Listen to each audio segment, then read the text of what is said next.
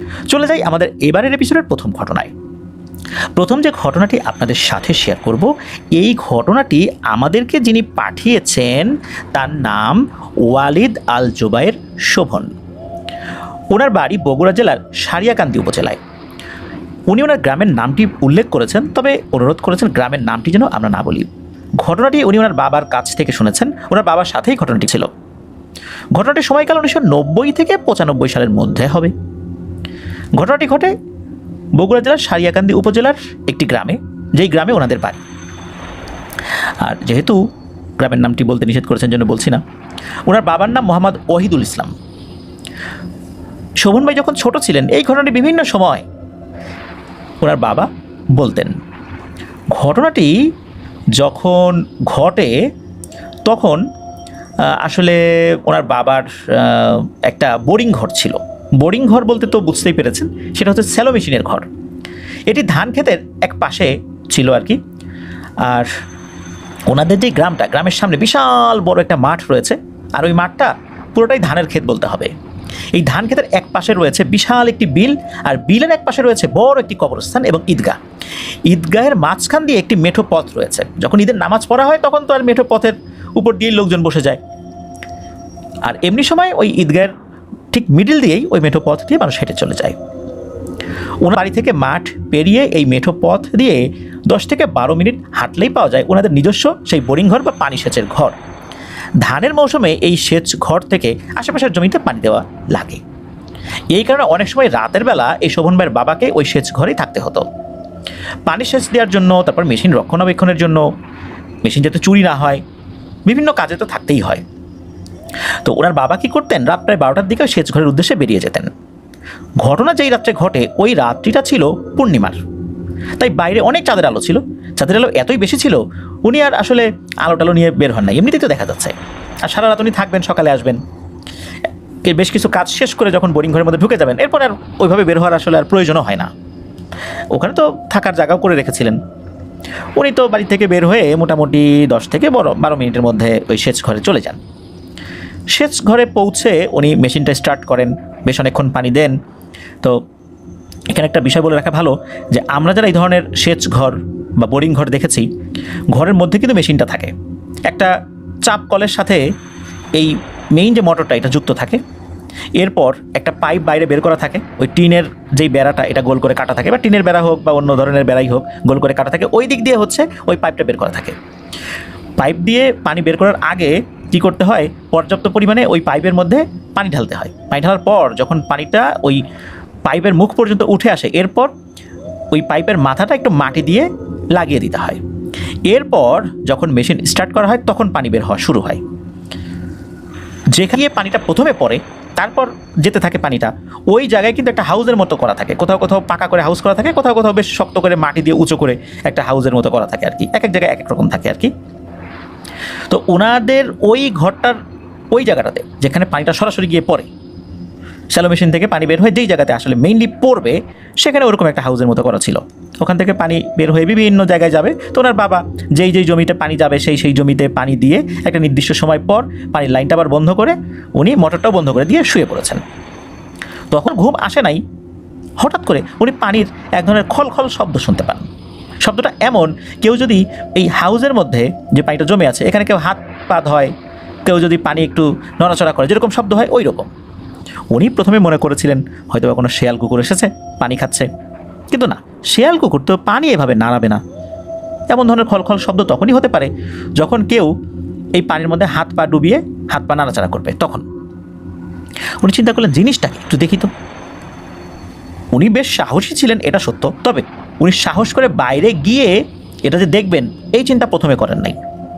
উনি চিন্তা করলেন এই যেই বেড়ার যেই গোলাকৃতি অংশ, যেদিক দিয়ে পাইপটা বাইরে বের হয়ে গেছে, ওখানে তো একটু ফাঁকা থাকে, একদম টাইট ফিট তো থাকে না, একটু ফাঁকা থাকে।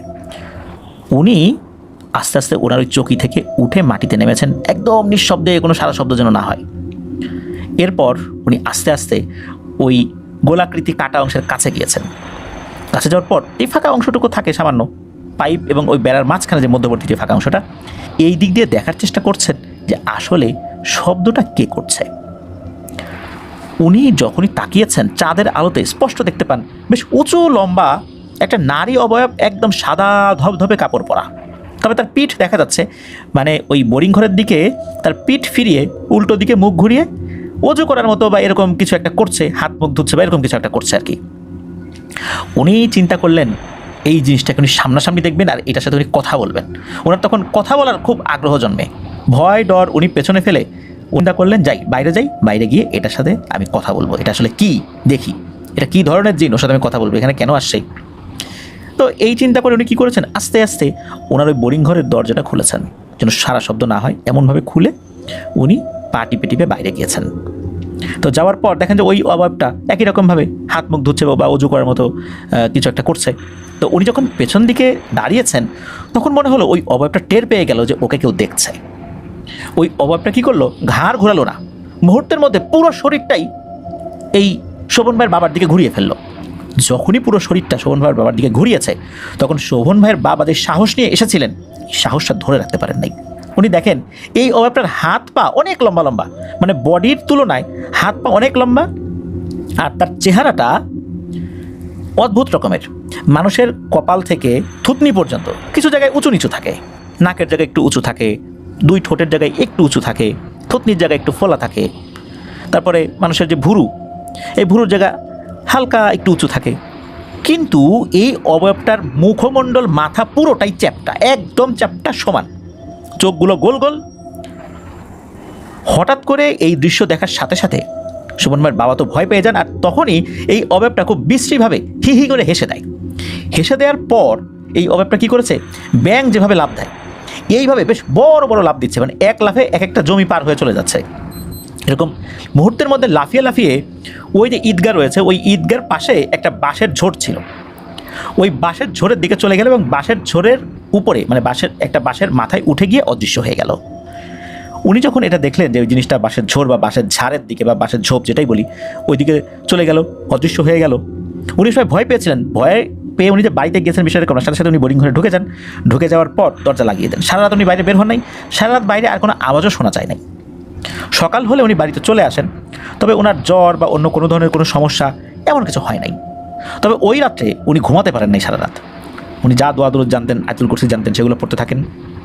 তো আল্লাহর রহমতে ওনার বড় ধরনের কোনো সমস্যা হয় নাই। শোভন ভাই জানিয়েছেন উনি বর্তমানে প্রবাস জীবনে রয়েছেন, উনি একজন রেমিটেন্স যোদ্ধা, বর্তমানে মালয়েশিয়াতে উনি কর্মরত রয়েছেন। আমরা তার জন্য শুভকামনা জানাই, দোয়া করি আল্লাহ তাআলা তাকে সুস্থ রাখুন। আমাদের সকল রেমিটেন্স যোদ্ধা ভাইকে বা বোনকে যারা যেখানে আছেন, আমরা শুধু ভাই বলি, আমাদের অনেক বোনেরা আমাদেরকে ইমেল করেছেন যে কেন আমরা শুধু রেমিটেন্স যোদ্ধা ভাই বলি, যারা বোনেরা রয়েছেন তাদের কথা কেন আমরা বলি না। তো এটা আমাদের আসলে বারবার বলতে বলতে অভ্যাস হয়ে গেছে। আমরা চেষ্টা করি যে এখন থেকে আমরা রেমিটেন্স যোদ্ধা ভাই বোন দুটোই বলতে থাকবো ইনশাআল্লাহ। কারণ আমাদের অনেক বোনেরা প্রবাস জীবনে রয়েছেন, অনেক কষ্ট করেন, অনেক অমানবিক কষ্ট তারা করেন আর কি। পুরুষরা তো করেনি, সেই সাথে নারীদের ওই সৌদি আরবের প্রেক্ষাপটে কাজগুলো যে কত কঠিন সেটা তো আমরা বুঝতেই পারি। তাদের জন্য শুভকামনা রইল। ধন্যবাদ জানাচ্ছি শোভন ভাইকে এমন একটি ঘটনা আমাদেরকে পাঠানোর জন্য। প্রিয় লিসেনার্স, চলে যাবো আমাদের এবারের এপিসোডের পরবর্তী আরও একটি নতুন ঘটনায়। প্রিয় লিসেনার,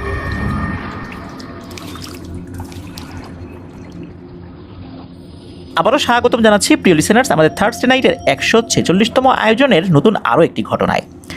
এখন যেই ঘটনাটি আপনাদের সামনে উপস্থাপন করতে যাচ্ছি, এই ঘটনাটি আমাদেরকে যিনি পাঠিয়েছেন তার নাম আহমেদ। উনি বর্তমানে সংযুক্ত আরব আমিরাতের শারজাতে রয়েছেন। উনি একজন রেমিটেন্স যোদ্ধা ভাই। উনি যে ঘটনাটি আমাদের সাথে শেয়ার করেছেন, এই ঘটনাটি মূলত ঘটেছিল মৌলভীবাজার জেলার কুলাউড়া উপজেলার কামারকান্দি গ্রামে। ঘটনাটি ওনার এক খালাতো ভাইয়ের সাথে ঘটেছিল। যার সাথে ঘটনাটি ঘটেছিল তার নাম হচ্ছে আতিক আহমেদ। ঘটনাটি ঘটে 2018 সালের দিকে। ইস্পাহানি চা বাগানের নাম কম বেশি আমরা অনেকেই শুনেছি, বা ইস্পাহানি চায়ের নাম শোনেননি বাংলাদেশে এমন লোক কমই রয়েছে। তো ওনাদের বাড়ি থেকে একটু দূরে 10 মিনিটের রাস্তা হবে আর কি, সেখানে এই বাগানের একটা অংশ পড়ে। বাগানের ওদিকটাতে একটা রাস্তা হবে, বাগানের কাজ চলছে। নতুন করে এই পাশে চা বাগানের কাজও শুরু হয়েছে, নতুন করে ওই সাইডটাতে চা বাগান তৈরি করা হবে। তো চা বাগানে পানি আটকে রাখার জন্য একটি বিশাল বাঁধ তৈরি করে ওনাদের এলাকার মানুষ। তো ওই জায়গায় কাজ করে আতিক ভাইয়ের আব্বু। ওই জায়গায় বাঁধ নির্মাণের কাজ যখন করা হয় তখন তো আসলে এই আতিক ভাইয়ের বয়স 15 কি 16 বছর হবে। যেহেতু সারাদিন কাজ করতে হয়, এই জন্য যাদের বাড়ি আশেপাশে রয়েছে দুপুরবেলা বাড়ি থেকে খাবার দিয়ে আসতে হয়। তো আতিক ভাই ওনার আব্বুর জন্য দুপুরবেলা খাবার নিয়ে যেতেন। এরকমই কোনো এক বৃহস্পতিবার দুপুরবেলা জোহরের আজানের পর আতিক ভাই খাবার নিয়ে গেছেন। উনি কী করেছেন, বাঁধের একটা জায়গায় হঠাৎ করেই দুটো সাপ দেখেছেন, বেশ বড় আকৃতির দুটো সাপ, গোখরা সাপ টাইপের। তো সাপ দেখে উনি চিৎকার করেছেন যে সাপ সাপ সাপ। যখনই এরকম চিৎকার করেছেন তখন ওই বাঁধে কাজ করার জন্য যে লোকজন ছিল তারা তো দৌড়ে আসেন, দৌড়ে এসে জিজ্ঞেস করে যায় কী হয়েছে আতিক। তখন আতিক ভাই দেখা যায় এই দিকে দুটো সাপ ছিল। তো এই সাপ দুটো আবার হয়েছে কি, ওরা পাশে একটা ঝোপের দিকে চলে যাচ্ছিল। একজন লোক লাঠি নিয়ে একটা সাপকে নাগল পেতে সক্ষম হয় আর সাথে সাথে ওই সাপটাকে আঘাত করে। অন্য সাপটা ঝোরের মধ্যে ঢুকে যায়, কিন্তু একটা সাপ তো ধরা পড়ে যায় আর ওই লোকটি ওখানেই সাপটিকে পিটিয়ে মেরে ফেলে। আর চা বাগানের আশেপাশে এরকম সাপ দেখা বা সাপ মেরে ফেলা এটা কিন্তু অস্বাভাবিক কোনো ব্যাপার নয়। চা বাগানে হর হামেশাই এরকম সাপ দেখা যায়, বিষয়টা তাদের কাছে একদমই স্বাভাবিক বিষয়। আতিক ভাই তার বাবার কাছে খাবার নিয়ে গেছেন, তার বাবা খাবার শেষ করে ওই টিফিন ক্যারিয়ার আবার আতিক ভাইকে দিয়ে দিয়েছেন। উনি আবার সেটা নিয়ে বাড়িতে চলেও আসছেন। ঘটনা ঘটে ওই দিন রাতের বেলা। আতিক ভাই রাতে খাওয়া দাওয়া শেষ করে ঘুমিয়ে পড়েছেন রাত আনুমানিক 12টার দিকে। তো শোয়ার কিছুক্ষণ পর যখন ঘুমিয়ে গেছেন হঠাৎ করে ঘুমের ভিতরে ওনার বমি বমি ভাব শুরু হয়, ওনার ঘুম ভেঙে যায়। এরপর উনি বমি করতে থাকেন, খুব মারাত্মক লেভেলের বমি। এমন অবস্থা যে মনে হচ্ছে যে তার শরীরের ভেতর থেকে যত অর্গান রয়েছে সব গলা দিয়ে বের হয়ে আসবে, এমন একটা অবস্থা। উনি বিছানার এক পাশে শুয়ে আছেন, মানে এক পাশে কাত হয়ে শুয়ে আছেন, বমি করছেন অনবরত, ওনাকে সরানোও যাচ্ছে না। এদিকে হঠাৎ করে আতিক ভাইয়ের আম্মু উনি একটা অদ্ভুত জিনিস ফিল করেন। সেটা হচ্ছে মনে হলো আতিক ভাইয়ের শরীরটা হঠাৎ করে অনেক ভারী হয়ে গেছে। ওনার ওই সময়ের ওজন ছিল সর্বোচ্চ 50 কেজি বা 55 কেজি। মনে হলো তার ওজন হয়ে গেছে 400 থেকে 500 কেজি। একটা ভারী পাথরকে যেভাবে সরানো যায় না সহজে, মনে হচ্ছে এই আতিক ভাইয়ের ওজনটা একটা পাথরের ন্যায় হয়ে গেছে, যেটা অনেক ভারী পাথর, আনুমানিক 400 কি 500 কেজি হবে, এরকম একটা পাথর হয়ে গেছে সে, মানে তার বডির ওজনটা এরকম হয়ে গেছে। কেউ তাকে 1 ইঞ্চি পরিমাণ তো দূরের কথা 1 সুতা পরিমাণও সরাতে পারে নাই, ওভাবে কাত হয়েছিল। যখন এটা নিয়ে চিৎকার চেঁচামেচি শুরু হয়ে যায় তখন কিন্তু এই আহমেদ ভাই ওখানে চলে আসেন, এসে দেখেন এই অবস্থা। সারা রাত উনি আতিক ভাইয়ের পাশেই বসেছিলেন। ফজরের আজান যখন দিয়েছেন তখন আতিক ভাই আবার স্বাভাবিক হয়ে যান, তার ওজনও হালকা হয়ে যায়, তখন তাকে সরানো নড়ানো করা যায়। এরপর উনি কথা বলার মতো স্বাভাবিক হন। যখন উনি স্বাভাবিক হন তখন উনি বলেন যে এই যে এতক্ষণ যে বমি করার মতো অবস্থা বা ওনার শরীর এরকম ভার হয়ে গেছে, উনি কিচ্ছু বলতে পারেন না যে আসলে ওনার সাথে কী হয়েছে। পরদিন সকাল থেকে ঘটে নতুন এক ঘটনা। উনি তো এই বাঁধের কাছে আসতো ওনার বাবাকে খাবার দেওয়ার জন্য। তো উনি যখনই বাঁধের কাছে আসছেন, আসার সাথে সাথে অদ্ভুত রকমের আচরণ শুরু করেন। আশেপাশে যারা কাজ করছেন তারা এগিয়ে আসেন ওনার এই ধরনের অদ্ভুত আচরণ দেখে। ওনাকে শক্ত সমর্থ 5 থেকে 6 জন যুবক মানুষও আটকে রাখতে পারছিলেন না, যার বয়স 15-16 বছর। এমন একটা ছেলেকে কোনোভাবেই শক্ত সমর্থ এতগুলো মানুষ আটকে রাখতে পারছে না। কারণ কি? উপস্থিত অনেকেই বললেন নিশ্চয়ই ওর কোনো সমস্যা হয়েছে, এটা স্বাভাবিক কোনো বিষয় নয়। তো ওনাকে ওই জায়গাতেই আটকে রাখা হয়, আটকে স্থানীয় এক হুজুরকে ডাকা হয়, বাড়ি পর্যন্ত আনা হয় নাই, ওই হুজুরকে ওখানে নিয়ে আসা হয়। তো উনি যখন ওখানে আসলেন, আসার পর ওখানেই ওনাকে কিছু রুকিয়া করা হয়, পানি পড়া দেন আর কি, তারপর তেল পরে দেন। এরপর বলে দিলেন যে এই পানিটা 7 দিন খেতে হবে আর এই তেলটা শরীরে মাখতে হবে, তবে পায়ের অংশ বাদে পুরো শরীরে এই তেলটা দিতে হবে। এরপর উনি কিছুটা স্বাভাবিক হয়ে যান, ওনাকে বাড়িতে নিয়ে আসা হয়। আসলে সবাই মনে করেছে যে হয়তো তার কোনো বাতাস লেগেছে, অনেকে থাকে না যে আমরা বলি যে বাতাস লাগছে, মানে জিনের নজর পড়েছে, এরকম কারণে শারীরিক সমস্যা হতেই পারে। কিন্তু ব্যাপারটা হয় কি, যেই হুজুর ওই সময় এসে ঝাড়ফুঁক করে দিয়ে গিয়েছিলেন, উনি পরের দিন এসে যেটা বলেন সেটা শোনার পর সকলের টনক নড়ে। উনি বলেন যে আরে একে তো সাধারণ বাতাস লাগার যেই সমস্যা এটা হয় নাই, একে জিনে ধরেছে। তখন ওই হুজুর বলেন যে আমি তো সাধারণ ঝাড়ফুঁক করি, জিনের চিকিৎসা আমি সাধারণত করি না, এই জন্য আমি ওর চিকিৎসা করতে গিয়ে সময় নষ্ট করতে চাই না, কাজের কাজ কিছুই হবে না, মাঝখান থেকে বিপদ আরও বাড়বে, তোমরা দ্রুত ভালো কোনো হুজুর দেখাও। সাথে সাথে শুরু হয়ে যায় হুজুর খোঁজা, কবিরাজ হুজুর আসে অনেকেই।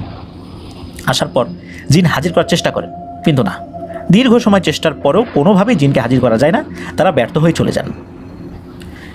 এভাবে 1 দিন 2 দিন 1 সপ্তাহ 2 সপ্তাহ এরকম 4 মাস চলে যায়। আতিক ভাইয়ের অবস্থা খারাপ হতে থাকে। আমরা অনেক সময় দেখতে পাই যে যারা মৃগী রোগী হঠাৎ করে তাদের শরীরে খিঁচুনি হয়ে মাটিতে পড়ে যান। আতিক ভাইয়ের এরকম সমস্যা হতো, হঠাৎ করে উনি খিঁচুনি দিয়ে মাটিতে পড়ে যেতেন, আর তারপর ওনার শরীরটা একদম পাথরের মতো হয়ে যেত, শুধু শ্বাস প্রশ্বাস চলতো আর শরীরটা একদম পাথরের মতো, কোনো নড়াচড়া নাই। এরকম অনেক সময় থাকতো, আবার অনেক সময় পর স্বাভাবিক হয়ে যেত। এভাবেই কিন্তু চলছিল। আর সমস্যা দিনে যদি আগে 1-2 বার হতো, আস্তে আস্তে এটা বাড়তে লাগলো। ওইভাবে পাথরের মতো হয়ে শুয়ে থাকার যেই সময়টা, এটাও বাড়তে লাগলো। আর দিনের ভিতর একাধিকবার এটা হতে থাকলো। প্রথমে 1-2 বার হলেও এরপর 5 বার 6 বার আরও বেশিবার হতে থাকলো। তো সমস্যার সমাধান তো আর হয় না। তো এর মধ্যে হয় কি যে ওনাদেরই এক আত্মীয়, উনি কোরআনে হাফেজ, উনি জানতেন না এই সমস্যাটা, উনি বেড়াতে আসছেন, এসে দেখেন যে আতিক ভাইয়ের অবস্থা। তখন উনি সবাইকে বলেন যে আমাকে খবর দিতে, আমি আসতাম, দেখতাম, চেষ্টা করে যে কী হয়েছে। আসলে ওই যিনি হাফেজ সাহেব, উনি যে এই সমস্ত বিষয়ে পারদর্শী বা এইসব বিষয়ে কাজ করেন, এটা আত্মীয় স্বজনদের মধ্যে আসলে অনেকে জানতেন না, বা জানলেও গুরুত্ব দেয় নাই। তো যাই হোক, ওই হাফেজ সাহেব যখন আসছেন, আসার পর উনি আমল শুরু করেন আতিক ভাইকে সামনে নিয়ে। তো এক সময় 1 গ্লাস পানি উনি চান, তো পানি ওনাকে দেওয়া হয়। পানির মধ্যে কোরআনের কিছু আয়াত পরে পানিতে ফু দিয়ে এই আতিক ভাইয়ের শরীরে একটু ছিটিয়ে দেন। আর সাথে সাথে বাড়ির আশেপাশের গাছগুলোর পাতা অনেক জোরে জোরে নড়তে থাকে। গাছের ডালপালা নড়ছে না, কিন্তু পাতাগুলো নড়ছে।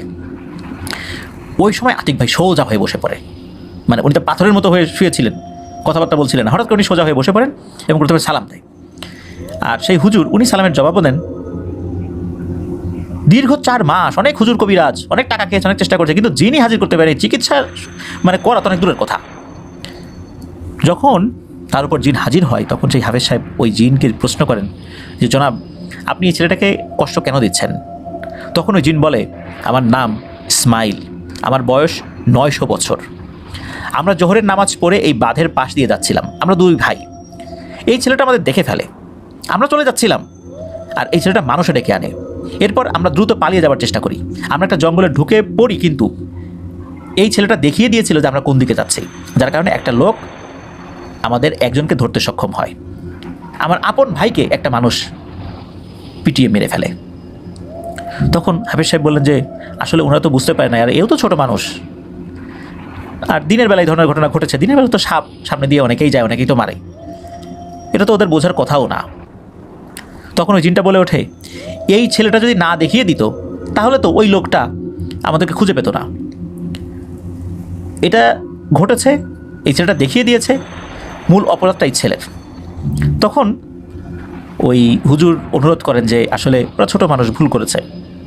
তখন জিনটা বলে ওঠে, হুজুর আপনাকে সম্মান করি, কারণ আমার জাতির কিছু জিন আপনার খেদমতে কাজ করে, আমি এই কারণে আসছি, নয়তো কারো বাপেরও সাধ্য নাই আমাকে এখানে হাজির করে। এর আগে অনেকে চেষ্টা করেছে, আমি কিন্তু আসি নাই। আমি এই ছেলেটাকে ছাড়বো না, মৃত্যুর বদলে মৃত্যু। আপনি আর কখনোই আমাকে ডাকবেন না, আমি চাই না আপনার সাথে খারাপ কিছু হোক। এই বলেই ওই জিনটা সালাম দিয়ে চলে যায়, আর কোনো কথাই বলার সুযোগ হয় না। এরপরেও হুজুর চেষ্টা করেছিলেন জিনটাকে আর হাজির করেন, উনি পারেন নাই, চেষ্টা করেছেন, আসলে হাজির হয় নাই। এখন কি করণীয়? যেহেতু ওই জিনটা বলে গিয়েছে তাকে যেন আবার নতুন করে ডাকার কোনো সাহস কেউ না করে, হুজুরকে বলে দিয়ে তারপরে চেষ্টা করেছেন, আসে নাই। হুজুর বলেন যে আপনারা ভেঙে পড়বেন না, এখান থেকে দূরে একজন হুজুর রয়েছে, ওই এলাকায় সবাই তাকে খোরা হুজুর বা ল্যাংরা হুজুর বলেই ডাকেন, কারণ ওনার 2 পায়ের নিচের অংশ নাই। উনি এই ধরনের চিকিৎসা অনেক ভালো করতে পারেন, ওনার কাছে নিয়ে যাওয়া যেতে পারে, ইনশাল্লাহ সমাধান হবে। এখানে আরও একটা ব্যাপার প্রিয় লিসেনার্স বলে রাখা ভালো, ওই যে যেই লোকটা সাপকে মেরে ফেলেছিল, ওই লোকটা এই সাপ মারার পরে অল্প কয়েকদিনের ভেতরেই, রাতের বেলা ঘুমের ভেতরেই মারা যায়। তার কিন্তু কোনো রোগ ছিল না, ঘুমের ভেতরে কীভাবে সে মারা গেল এটা কেউ বলতে পারে না। যখন জিনটা হাজির হয়েছিল, এরপরে যখন এই তথ্যগুলো জানা গেল, তখন সবাই বুঝতে পারে যে ওই লোকটার মৃত্যুর পেছনে এই ঘটনা দায়ী। আচ্ছা যাই হোক, এরপরে তো ওই খোরা হুজুরের কাছে নিয়ে যাওয়া হয়, তাকে সব কিছু খুলে বলা হয়। ওই হুজুর কী করেছেন, বড় একটা ড্যাগের মতো পাতিল নিয়ে এসেছেন, এই পাতিলের মধ্যে আতিক ভাইকে বসানো হয়। এরপর হুজুর বেশ কিছু দোয়া পড়ে যখন পাতিলে ফু দিয়েছেন, ওই পাতিলটা একা একাই ঘুরতে থাকে। হুজুর কিছু পড়ে ফু দেয়, আবার পাতিলটা ঘোরা বন্ধ করে। এভাবে একবার ফু দেয়, পাতিল ঘোরে, আবার ফু দেয়, বন্ধ হয়। এভাবে উনি করছেন প্রায় 1 ঘন্টা। 1 ঘন্টা পর সেই জিনটা এসে হাজির হয়, সেই হুজুরকে সালাম দেয়। হুজুরও সালামের জবাব নেন। হুজুর জিজ্ঞেস করেন যে কেন এই ছেলেটার সাথে এমন করছো? ওই যে আগে যে কথা বলেছে একই কথা বলে। তখন এই হুজুর বলেন, খবরদার এই ছেলেটার কাছে আর আসবা না, আমি বলে দিচ্ছি। কিন্তু জিন কোনোভাবেই রাজি হয় না। একটা পর্যায়ে হুজুর জিনটাকে অনেক ভয় ভীতি দেখাতে শুরু করে এবং বলেন যে তুমি যে এখানে আসছো, তোমার আশেপাশে তোমার থেকে অনেক শক্তিশালী বড় বড় জিন এখানে আছে, দানব আকৃতির ভয়ঙ্কর ভয়ঙ্কর জিন এখানে আছে। আমার একটা ইশারায় তোমাকে একদম শেষ করে ফেলবে। আমি চাই না তোমাকে হত্যা করতে বা বোতলবন্দি করতে, যেহেতু তুমি মজলুম, তোমার ভাইকে হত্যা করেছে, তাই তোমার অনুভূতিটাও আমি বুঝতে পারছি। এখন তুমি বলো কি কাজ করলে তুমি চলে যাবা? তখন ওই জিন বলে যে ঠিক আছে, আমি চলে যাব। 20 কেজি পোলাওয়ের চালের মধ্যে 10 কেজি গরুর মাংস দিয়ে রান্না করতে হবে। এর প্রথম কয়েক চামচ পোলাও আরেকটি কালো মুরগি এই বাঁধের কাছে রেখে আসতে হবে ঠিক দুপুরের দিকে, যেই সময়টাতে আমার ভাইকে হত্যা করা হয়েছিল। আর বাকি পোলাও এই এলাকার গরিব মানুষের মধ্যে বিলিয়ে দিতে হবে। তবে একটি এলাকার নামও বলে দেয়, কচু কাটার মোকাম বলে, কচু কাঠা বা কচু কাটার মোকাম বলে ওখানে। তো ওখানকার মানুষের মধ্যে বিলিয়ে দেওয়ার কথা বলা হয়। তো এই আতিক ভাইয়ের পরিবার তো রাজি হয়ে যান। তারপর ওই জিনটা চলেও যায়, সেই অনুযায়ী সব কাজ করা হয়, একদম সব কিছু পুঙ্খানুপুঙ্খভাবে সব কিছু করা হয়। ওই যেই কচু কাঠার মোকাম সেখানে গিয়ে মানুষদের মধ্যে বিলিয়ে দেওয়া হয়। এরপর আতিক ভাই মোটামুটি সুস্থ, 5-6 মাস একদম স্বাভাবিক। উনি যখন স্বাভাবিক হয়ে যান, ওনার একটা স্মৃতি কোনোভাবে মনে আসে না। এই যে উনি প্রায় 4 মাস ধরে অসুস্থ ছিলেন, জিনের প্রভাব তার ছিল, উনি এই 4 মাসে কী হয়েছে কিচ্ছু মনে করতে পারেন না। ওনার স্মৃতিটা ওই যে সাপ মারার দিন রাত পর্যন্ত, এরপর থেকে ওনার কোনো স্মৃতি নাই। এরপরে উনি আসলে কথা বলতে থাকেন স্বাভাবিকভাবে। মনে হচ্ছে যে ওনার জীবন থেকে 4-5 মাস যে কোথায় চলে গেছে কেউ বলতে পারে না। তো যখন ওই জিনের কথা অনুযায়ী কাজ করা হয়, তারপর তো 4-5 মাস বা 6 মাস উনি ভালোই ছিলেন। এরপর আবার কিছু সমস্যা দেখা দেয়, ঠিক আগের সমস্যা, হঠাৎ করে শক্ত হয়ে মাটিতে পড়ে যান। এর মধ্যে আরও একটি আচরণ ওনার মধ্যে দেখা যায়, 2 হাত মাথার উপরে তুলে নিয়ে সাপের মতো ফনা বানিয়ে মাটিতে ছোবল দিতে থাকে। অনেক সময় আমরা বাংলা সিনেমায় দেখেছি এই যে নাগনাগিনীর বিভিন্ন অ্যাক্টিভিটিসগুলো, 2 হাত মাথার উপর তুলে নিয়ে সাপের মতো ছোবল মারা, ওই রকম করছে। তার এই আচরণ দেখে সবাই খুব অবাক হয়ে যায়। কেউ কিছু বললে বিশ্রী ভাষায় গালিগালাজ দিতে শুরু করে। এরপর সেই হুজুরের কাছে নিয়ে যাওয়া হয়। সেই হুজুরের কাছে যাওয়ার পর এই বিষয়টার সমাধান হয়েছিল আল্লাহর রহমতে। সেই হুজুর আগের মতোই বড় সেই পাতিলটা নিয়ে আসছেন, এর মধ্যে আতিক ভাইকে বসিয়েছেন। এরপর একটা দোয়া করে ফু দিয়েছেন, পাতিলটা ঘুরতে থাকে, আবার বন্ধ হয়ে যায়। এরকম বেশ অনেকক্ষণ হওয়ার পর আতিক ভাইয়ের শরীরে জিন হাজির হয়। হাজির হওয়ার সাথে সাথে সালাম দিয়ে দূরের কথা, এসেই বলতে থাকে, কিরে হুজুর, আমাকে কেন ডাকছিস? এবং এই কথার সাথে সাথে আরও বিশ্রী ভাষায় হুজুরকে গালিগালাজ শুরু করে। হুজুর বলেন, তোকে আমি হত্যা করলাম না, বন্দি করলাম না, তুই আমাকে কথা দিলি চলে যাবি, তুই আবার কেন এই ছেলের কাছে আসছিস? তখন ওই আতিক ভাইয়ের ভেতর থেকেই ওই অভাবটা বলতে থাকে, জানে হুজুর, ওই জিনটা ছিল মুসলিম, ও চলে গেছে, আমি সেই জিন না, আমি আর একটা জিন। আমি অনেক দিন ধরে ওর পিছনে লেগেছিলাম, বিভিন্ন কারণে ওর শরীরের মধ্যে আমি ঢুকতে পারি নাই। যেহেতু ওর শরীরের মধ্যে একবার একটা জিন ঢুকছে, আমার পথটা সহজ হয়ে গেছে। যখনই ওই জিনটা চলে গেছে, এরপর আমি এর মধ্যে ঢুকে পড়ছি। এখন তো আমি একে ছাড়া যাব না। তখন হুজুর বলেন যে, তুই এই ছেলেটাকে কেন ধরলি? কী অপরাধ করছে? আগের জনের সাথে না হয় একটা ঘটনা ঘটছে বুঝলাম, একে এখন তুই কেন ধরলি? এই কথার কোনো জবাব ওই জিনটা দেয় না। সে অট্ট হাসি শুরু করে। হুজুর বলে যে, তুই ভালোই ভালোই চলে যা, নাহলে তোকে কিন্তু হত্যা করবো, নাহলে বন্দি করব। এই কথা বলার সাথে সাথে হয় কি, এই আতিক ভাই ওই ড্যাগের মধ্যে থেকে উঠে ওই হুজুরকে মারেন এক ধাক্কা। এমনিতে তো হুজুরের 2 পায়ের নিচের অংশ নাই, উনি সবসময় একটা চেয়ারে বসে থাকতেন। যখন ধাক্কা দিয়েছে তখন ওই হুজুরটার চেয়ার সমেত ধপাস করে মাটিতে পড়ে গিয়ে বেশ ব্যথা পেয়েছেন। এরপরই ওই জিনটা আতিক ভাইকে ছেড়ে চলে যায়। ওই হুজুর এরপরেও অনেক সময় নিয়ে রুকিয়া করেছিলেন, ওই জিনটাকে আর হাজির করতে পারলেন না। তখন হুজুর আতিক ভাইয়ের পরিবারের সবাইকে বলেন যে, মনে হচ্ছে এই সমস্যাটা তার দ্বারা সম্ভব হবে না, অন্য কারো কাছে যেতে। এরপরে ওনারা অন্য বেশ কয়েকজন লোকের কাছে গিয়েছিলেন, একই ব্যাপার, জিন হাজির করা যায় না। এভাবে হতাশ হতে হতে একবার কি হয়, ওই এলাকারই কাছাকাছি একজন হিন্দু ডাক্তার ছিলেন। সেই হিন্দু ডাক্তারের সাথে আতিক ভাইয়ের আব্বা কথা বলেন।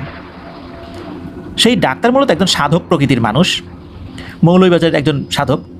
তো ওই ডাক্তার বলেন, ঠিক আছে, আমি চিকিৎসা করবো, রাত 8টার দিকে আমার কাছে নিয়ে এসো, আশা করি ভালো হয়ে যাবে। তো এটা শোনার পর দেরি করেন নাই, ওই এলাকায় তো সিএনজির প্রচলনটা খুব বেশি, সিএনজিতে করে রাতের বেলা ওখানে নিয়ে যাওয়া হয়। ওখানে গিয়ে দেখা যায় যে আরও অনেক জিনে ধরা রুগী ওনার বাড়িতে বসে আছেন। রাত 12টার দিকে উনি ওনার রিচুয়াল শুরু করেন। কার কী সমস্যা, কী হয়েছে না হয়েছে, এই কোনো বিষয়ে উনি কোনো প্রশ্ন করেন না, কোনো কিছু জিজ্ঞেসও করেন না। উনি নির্দিষ্ট একটা পদ্ধতিতে তার রিচুয়াল শুরু করেছেন এবং কী সমস্ত পরে যেন জিনে ধরা রুগীর মাথায় হাত দিয়ে ফু দিতে থাকেন। একটা সময় একজনের মাথায় হাত দেন, আতিক ভাইয়ের মাথায় হাত দেন, ফু দেন, এইভাবে উনি ঘুরছেন, সবাইকে ফু দিচ্ছেন। এরপর উনি সবাইকে, মানে সব জিনে ধরা রুগী যারা আসছিলেন আর কি, সবাইকে এক বোতল করে পানি দেন, পরা পানি। বলেন যে এই পানি সবাই খাবেন, ব্যবহার করবেন, গোসল করবেন, শেষ হয়ে যাওয়ার উপক্রম হলে সাথে পানি মিশিয়ে নেবেন, সবাই বাড়িতে চলে যান। উনি কিন্তু কোনো টাকা পয়সাও নেন নাই। আতিক ভাইয়ের পরিবার ও অন্যান্য পরিবারের মধ্যে বাড়িতে চলে আসেন। অদ্ভুত ব্যাপার, এরপর থেকে আতিক ভাই সুস্থ হয়ে যান আল্লাহর রহমতে। যখন উনি সুস্থ হয়ে যান, এরপর ওই ব্যক্তিকে কিছু টাকা দেওয়ার জন্য আতিক ভাইয়ের পরিবার গিয়েছিলেন, তবে উনি সেটা নেন নাই। উনি বলেছিলেন যে জনসাধারণের কাজে লাগে এমন উন্নয়নমূলক কাজে যেন এই টাকাটা খরচ করা হয়, তো সেটাই করা হয়েছিল। তবে একটি সমস্যা দেখা দেয় মাঝে মাঝে, সেটা হচ্ছে আতিক ভাই যদি কোনো মৃত বাড়িতে যান, কোনো মানুষ মারা গেছে সেই বাড়িতে যদি যান, তখন নাকি তার সাথে কিছু কিছু সমস্যা হয়। তবে সমস্যাটা অতটা জটিল না, তার শরীরটা একটু খারাপ হয়, জ্বর আসে, মাথা ঘোরায়, এরকম আর কি। তবে ওই জিনটা আর কখনোই তার উপর হাজির হয়নি। আলহামদুলিল্লাহ উনি এখন বেশ ভালোই রয়েছেন। তো এটাই ছিল ঘটনা। আমাদেরকে জানিয়েছেন যে এই ঘটনাটি 10 দিন সময় নিয়ে উনি লিখেছেন। প্রিয় লিসেনার্স, যারা প্রবাস জীবনে রয়েছেন আমরা জানি যে তারা কতটা কষ্ট করেন। সারাদিনের কর্মব্যস্ততা শেষ করে ক্লান্ত শরীর নিয়ে পরিবারের সাথে কিছু সময় কথা বললেই শরীর মন চাঙ্গা হয়ে যায়। আর পরিবারের সাথে সাথে সেই কথা বলার সময় থেকে সময় বের করে ঘটনা লেখার জন্য যে আপনারা সময় ব্যয় করছেন, এটাই আমাদের জন্য অনেক বড় একটি পাওয়া। আপনাদের হর ওয়ার্ল্ড আপনাদের মাধ্যমে এভাবেই আলহামদুলিল্লাহ অনেক সমৃদ্ধ হচ্ছে, ইনশাআল্লাহ ভবিষ্যতেও হবে বলে আমরা আশা করছি। এভাবেই আমাদের সাথে থাকবেন সকলে। প্রিয় লিসেনার্স, চলে যাব আমাদের এবার এপিসোডের পরবর্তী আরও একটি নতুন ঘটনায়। আবারও স্বাগতম জানাচ্ছি।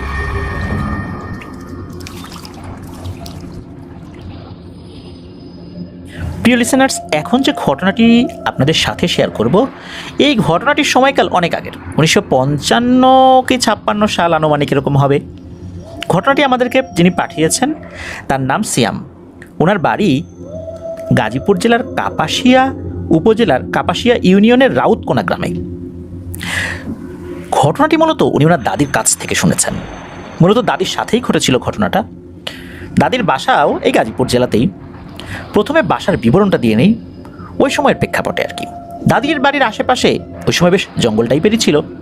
বাড়ির পেছন দিকে ছিল ফাঁকা মাঠ, সেখানে মানুষ কৃষি কাজ করত। এভাবেই চলছিল সব কিছু।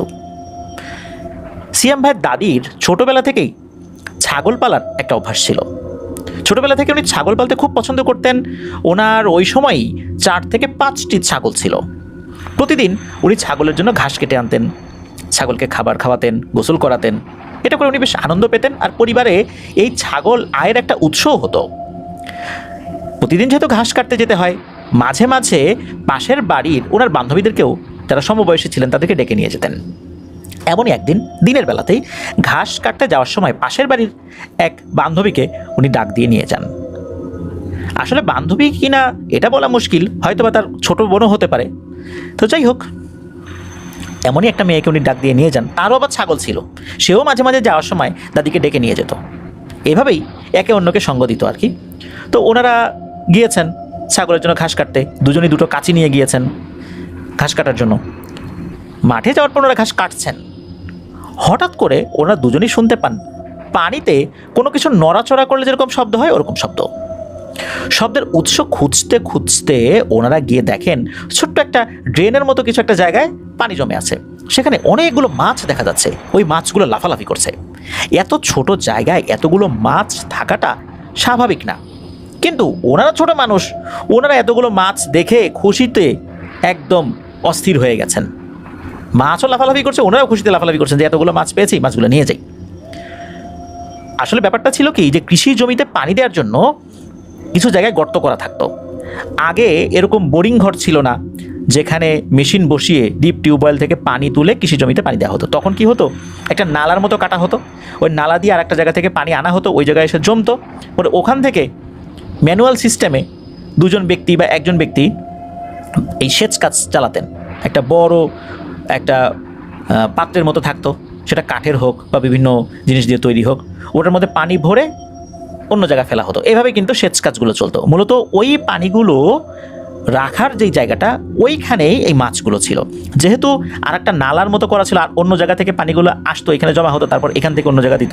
এরকম ম্যানুয়াল পদ্ধতি আমি ছোটোবেলায় দেখেছি কিছু কিছু জায়গায়। তখন আমি অনেক ছোট, এখন তো এগুলো দেখাই যায় না। হয়তো আমাদের লিসেনারদের মধ্যেও কেউ কেউ দেখেছেন এই পদ্ধতিটা, আর যারা একটু বয়স্ক আছেন তারা তো অবশ্যই দেখেছেন। তো ওই সময় 50-55 সাল বা 55-56 সালে তো গ্রামগঞ্জে এই পদ্ধতিতেই পানি দেওয়া হতো আর কি। ওখানে মূলত এই পানির জায়গাতে মাছগুলো ছিল। তখন আশেপাশে লোকজনও ছিল না। ওনাদের মনে এটা আসে নাই যে এই সময়ে তো সেচের মৌসুম, এইখানে মানুষজন কোথায় গেল। ওনারা মাছ পেয়েছেন, ওনারা কী করেছেন, ঘাস কাটার জন্য যে কাঁচিটা ছিল, এই কাঁচি দিয়ে যেই ঘাসগুলো কেটেছেন, কাঁচি এক পাশে রেখে ঘাসগুলো আগে, যে ঘাসগুলো কেটেছেন সেটা আগে প্রথমে বিছিয়েছেন। এরপর ওই গর্ত থেকে মাছ ধরে ধরে ওই ঘাসের উপরে রেখেছেন। রাখার পর আরও কিছু ঘাস ওই মাছগুলোর উপরে দিয়েছেন, দিয়ে ওই ঘাসগুলো বেঁধে ফেলেছেন। এভাবে দুইজনই কিন্তু করেছেন। এরপর দুইজনের হাতে দুটো কাঁচি নিয়ে এই ঘাসের বোঝা মাথায় তুলে দুজন হাঁটা শুরু করেছেন।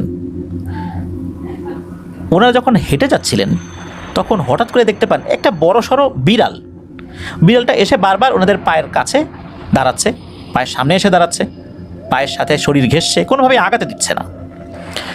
এখন ওনারা দুজন তো ছোটো মানুষ, ওনারা চিন্তা করেছেন যে আশেপাশে এরকম অনেক বিড়ালই আছে, আর যেহেতু ওনারা মাছ ধরেছেন নিঃসন্দেহে মাছ খাওয়ার জন্যই বিড়ালগুলো এখানে এসেছে। বিড়ালগুলো বলতে ওখানে একটা বিড়াল ছিল। তখন এই দাদি কী করেছেন, ওনার হাতে থাকা যে কাঁচিটা ছিল, এই কাঁচি দিয়ে ওই বিড়ালটাকে কোপ দেওয়ার জন্য ভয় দেখিয়েছেন। যখন এটা করেছেন এরপর দেখেন ওই বিড়ালটা নাই। ওনারা চিন্তা করলেন যে ভালোই হয়েছে, আপদ বিদায় হয়েছে। আবার বাড়ির দিকে হাঁটা শুরু করলেন। কিছুটা পথ আগাতেই আবার অন্য একটি বিড়াল এসে একই রকমভাবে তাদের পথ আগলে দাঁড়ালো, তাদের যাওয়ার পথে বাধা সৃষ্টি করছে। ওনারা এটাকে ওইভাবে ভয় দেখিয়ে তাড়িয়ে দিলেন। এরপর ওনারা কী করেছেন, বাড়িতে চলে আসছেন। বাড়িতে চলে আসার কিছুক্ষণ আগে ওনারা দুজনই একটা বিষয় ফিল করেছিলেন। সেটা হচ্ছে হঠাৎ করে মনে হলো ওনাদের মাথার বোঝাটা বেশ ভারী হয়ে গিয়েছে। হঠাৎ করে এতটা ভারী হয়ে যাওয়া এটা কিন্তু স্বাভাবিক না। চিন্তা করলেন যে অনেকক্ষণ ধরে তো হেঁটে আসছি, এই জন্য হয়তো ভারী হয়ে গেছে। কিন্তু না, এতটাই ভারী হয়ে গিয়েছিল যে ওনারা মাথা থেকে ওই বোঝাটা ফেলে দিয়েছিলেন মাটিতে। একজন আরেকজনটা ধরে নামাবেন এরকম সুযোগ তো ছিল না, কারণ দুজনের মাথায় তো বোঝা ছিল। ধপাস করে মাটিতে ফেলে দিয়েছেন। ফেলে দেওয়ার পর দুজনই বলছেন যে কী ব্যাপার, এত ভারী হয়ে গেল কেন। দুজনের ঘাড় মাথা ব্যথা হয়ে গেছে একদম। এভাবে বেশ কিছুক্ষণ অপেক্ষা করার পর আবার এই বোঝা দুটো ওনারা মাথায় তুলেছেন। মাথায় তোলার ক্ষেত্রে একজন আরেকজনকে হেল্প করেছেন, বিশেষ করে যিনি ছোট ছিলেন, দুজনের মধ্যে একটু আকারে ছোট ছিলেন, তাকে আরেকজন হেল্প করেছেন। এভাবে আর কি বোঝাটা মাথায় ওনারা তুলেছেন। এবার কিন্তু বোঝাটা স্বাভাবিক হয়ে গিয়েছে। তখন মূলত বাড়িতে ওনারা খুব অনায়াসেই চলে আসেন। বাড়িতে চলে আসার পর এই যে ব্যাপারটা দাদি কী করেছেন, দাদির মাকে বলেছেন। দাদির মা যখন শুনেছেন ওনার কাছে বিষয়টা অস্বাভাবিক লাগে। সাথে সাথে উনি দাদিকে গরম পানি দিয়ে গোসল করান। ওই যে মাছগুলো আনা হয়, ওই মাছগুলো রান্না করেছিলেও ওই বাড়িতে, কিন্তু রান্না করার পরেও, মানে দাদির মা তো রান্না করেছিলেন, এই মাছ দাদিকে খেতে দেওয়া হয়নি, পরিবারের অন্য সদস্যরা খেয়েছিলেন। আর ওইদিকে দাদির সাথে আর একটা মেয়ে যে গিয়েছিল, সে কিন্তু এই ঘটনা বাড়িতে সে বলে নাই। সে যে মাছগুলো নিয়ে এসেছিল, এই মাছগুলো রান্না করার পর সে নিজেও খেয়েছিল, বাড়ির অন্য সদস্যরাও খেয়েছিল। বাস শুরু হয়ে গেল এরপর থেকে ঘটনা। ওই রাত থেকেই দেখা গেল যে এই যে এই দুই বাড়ির সদস্যদের শরীরে ছোট ছোট গোটা উঠেছে, বসন্ত হলে যেরকম হয় ওই রকম। কিন্তু দাদির বাড়িতে দাদি ছাড়া অন্য সকলেরই এই সমস্যা হয়েছে। আর অন্য যেই মেয়েটা, ওর বাড়িতে ওই মেয়ে সহ সকলেরই হয়েছে। এরপর এই বিষয়টা পুরো গ্রামে ছড়িয়ে যেতে শুরু করে। তখন তো অনেকেই চিন্তা করেছেন নিশ্চয়ই বসন্ত বিবির আগমন ঘটেছে, কারণ আগে কিন্তু এরকম ওলা বিবি, তারপর বসন্ত বিবি, এই ধরনের আগমন ঘটতো। গ্রামের পর গ্রাম সাফ হয়ে যেত। যখন এরকম সমস্যা শুরু হলো তখন সবাই চিন্তা করেছেন গ্রামের পর গ্রাম সাফ হয়ে যাবে, যেহেতু একের পর এক হয়ে যাচ্ছিল। কিন্তু মানুষ অসুস্থ হচ্ছিলেন, মানুষ ওভাবে মারা যাচ্ছিলেন না, এটাই একটা ব্যাপার ছিল। যেহেতু এরকম সমস্যা শুরু হয়েছে, তখন বেশ কয়েক গ্রাম পরে এক কবিরাজ ছিল, তাকে সবাই খবর দেয় যে তুমি আসো, এই সমস্যাটা সমাধান করো। উনি আবার এইসব বিষয়ে বেশ পারদর্শী ছিলেন। তো উনি আসার পর এগুলো সমাধান করতেন বলতে উনি রাতের বেলা এসে সব বাড়িতে গিয়ে ঝাড়ফুঁক করতেন, পুরো গ্রাম ঘুরে ঘুরে বিভিন্ন রুকিয়া করতেন, এরপর উনি চলে যেতেন। এভাবে বেশ কিছুদিন উনি করেছিলেন, যে একটা নির্দিষ্ট সময় ছিল যে এই সময় জুড়ে করতে হবে। ওই গ্রামের কেউ কিন্তু ওই যে বসন্ত বিবি বা এই টাইপের কাউকে কখনো দেখে নাই। মূলত বসন্ত হওয়ার কারণেই এই ধরনের চিকিৎসা শুরু হয়েছিল। একদিন দিনের বেলা উনি আসেন, শেষ দিনটা দিনের বেলাতে কাজ করতে হবে। উনি শেষ করেনও, দুপুরবেলা ওই গ্রামের শেষ বাড়িতে এসে ওনার কাজ শেষ হয়, উনি চলে যাবেন। ওদিকে গ্রামে বসন্তের প্রকোপটা কমে এসেছে, ওরকম কোনো প্রাণহানিও হয়নি আল্লাহর রহমতে। গ্রামের কয়েকজন বললেন যে কবিরাজ মশাই আপনি খাওয়া দাওয়া করে যান। উনি বললেন যে না, আমি খাবো না, আমার খাওয়ার নিয়ম নাই এভাবে, এই ধরনের কাজ করতে এসে আমি বাড়িতে চলে যাব। যেহেতু ওনার নিয়ম নাই, উনি ওনার বাড়ি থেকে হাঁটা ধরলেন। একটা মাঠের ভেতর দিয়ে হেঁটে যেতে হবে। উনি যখন মাঠের ভেতর দিয়ে হাঁটা শুরু করেছেন, ওনাকে কিন্তু অনেকেই দেখছেন, কারণ মাঠের চতুর্দিকে বিভিন্ন ঘর বাড়ি তো আছে। হঠাৎ করে সকলে দেখতে পেলেন বিশাল বড় বড় সব শকুনগুলো উড়ে আসা শুরু করেছে। আর হঠাৎ করেই এই শকুনগুলো কবিরাজের উপর আক্রমণ শুরু করেছে। কবিরাজ মশাই তো চিৎকার চেঁচামেচি করছে, ওরে বাবা গো, মা গো, বাঁচাও বাঁচাও, কে কোথায় আসো, আমাকে মেরে ফেললো এগুলো, সবাই আসো এইদিকে। সকলে এত বড় বড় শকুন আকৃতির এই পাখিগুলো দেখে কেউ সাহস করছে না আগানো। সবাই বুঝতে পেরেছে ঘটনাটা কি। নিঃসন্দেহে এই কবিরাজের উপর এই জিনগুলো আক্রমণ করেছে। তাকে আক্রমণ করে, তাকে ঠোকর মারতে শুরু করে। গ্রামের লোকজন দূরে দাঁড়িয়ে দেখছিল, কেউই ভয়ে এগিয়ে আসার সাহসই করে নাই। উনি যে গ্রামে ঝাড়ফুঁক করে উপকার করলেন, গ্রামের একজন মানুষও এগিয়ে আসেন নাই ওনার বাঁচানোর জন্য। বেশ কিছুক্ষণ পর দেখা গেল শকুনগুলো যেভাবে উড়ে এসেছিল ওভাবেই আবার উড়ে চলে গেল। তখন গ্রামের লোকজন এগিয়ে আসলেন যে আসলে ঘটনা কি দেখার জন্য। গিয়ে দেখলেন সেই কবিরাজ মশাইয়ের জামা কাপড় পরে আছে, রক্তের ছিটে ফোঁটা পড়ে আছে, কিন্তু একটা হাড়ও অবশিষ্ট নাই। মাংস তো নাই, হাড়ও খেয়ে ফেলেছে এই ভয়ঙ্কর শকুনগুলো। আসলে এই শকুনগুলো যে স্বাভাবিক কোনো শকুন ছিল না, এটা গ্রামের লোকজন বুঝতে পেরেছিলেন। এখানে একটা বিষয় রহস্যাবৃতই থেকে যায়, ওই মাছগুলো হঠাৎ করে ওখানে কেন এসেছিল। আর দাদিসহ তার সাথে আরেকজন যিনি ছিলেন, ওনারা এই মাছটা ধরলেন, ধরার পর নিয়ে আসছিলেন। ওই বিড়ালটা এসে বাধা দিল, হঠাৎ করে মাথার বোঝা ভারী হয়ে গেল। ওই খাবার রান্না করার পর যারা খেয়েছিলেন ওই মাছ, সকলেরই বসন্ত রোগে দেখা দিল বা বসন্ত রোগে আক্রমণ করলো। যে কবিরাজ এটা সমাধান করার চেষ্টা করেছিলেন, সেই কবিরাজকেই এই শকুনিগুলা খেয়ে ফেলল। আসলে এগুলোর রহস্যই বাকি। দিন দুপুরে এই ধরনের ঘটনা ঘটল, রহস্যগুলো আজও অজানা, তবে ঘটনাটা মুখে মুখে রয়েছে। এটাই ছিল ঘটনা। ধন্যবাদ জানাচ্ছি সিয়াম ভাইকে, আপনার দাদির কাছ থেকে শোনা ঘটনাটি আমাদের সাথে শেয়ার করেছেন এই জন্য। আশা করছি আপনার কাছ থেকে আরও ঘটনা ইনশাল্লাহ আমরা পাবো। প্রিয় লিসেনার্স, আপনারাও যারা ঘটনা পাঠাতে চান তারা লিখে অথবা রেকর্ড করে যে কোনোভাবেই ঘটনা পাঠাতে পারবেন afnanthehorrorworldbd@gmail.com এই ইমেল অ্যাড্রেসে। ইমেল অ্যাড্রেসের স্পেলিংটা বলে দিচ্ছি, AFNANTHEHORRORWORLDBD afnanthehorrorworldbd@gmail.com। প্রিয় লিসেনার্স, শুধু ইমেলের মাধ্যমেই আমরা ঘটনাটা নিতে পারি। হোয়াটসঅ্যাপ, মেসেঞ্জার বা সামনাসামনি কথা বলে কোনো ঘটনা আমরা আসলে ওভাবে নিতে পারি না, কারণ আমরা ঘটনা নেওয়ার ক্ষেত্রে একটা নির্দিষ্ট সিস্টেম মেনটেন করি, সেটা হচ্ছে ইমেইল। আর অনেকেই নক করেন যে ভাইয়া ঘটনা আছে, ফোন দিয়ে বলি। আসলে এভাবে ঘটনা নেওয়া পসিবল হয় না, কারণ ঘটনা লিখে বা রেকর্ড করে পাঠানোর পর সেটা একটা নির্দিষ্ট সময়ে আমরা প্রচার করি, প্রচার তারিখ নির্ধারণ করি। আমরা টোটাল একটা সিস্টেম ফলো করতে করতে আসি, এবং আমাদের এই সংক্রান্ত একটা অ্যাডমিনিস্ট্রেশন রয়েছে যারা এটা নিয়ে কাজ করে। সুতরাং ইমেল ছাড়া অন্য কোনো মাধ্যমে আমরা ঘটনা নিতে পারছি না বলে আন্তরিকভাবে দুঃখিত। প্রিয় লিসেনার্স, চলুন চলে যাব আমাদের এবার এপিসোডের পরবর্তী আরও একটি নতুন ঘটনায়। প্রিয়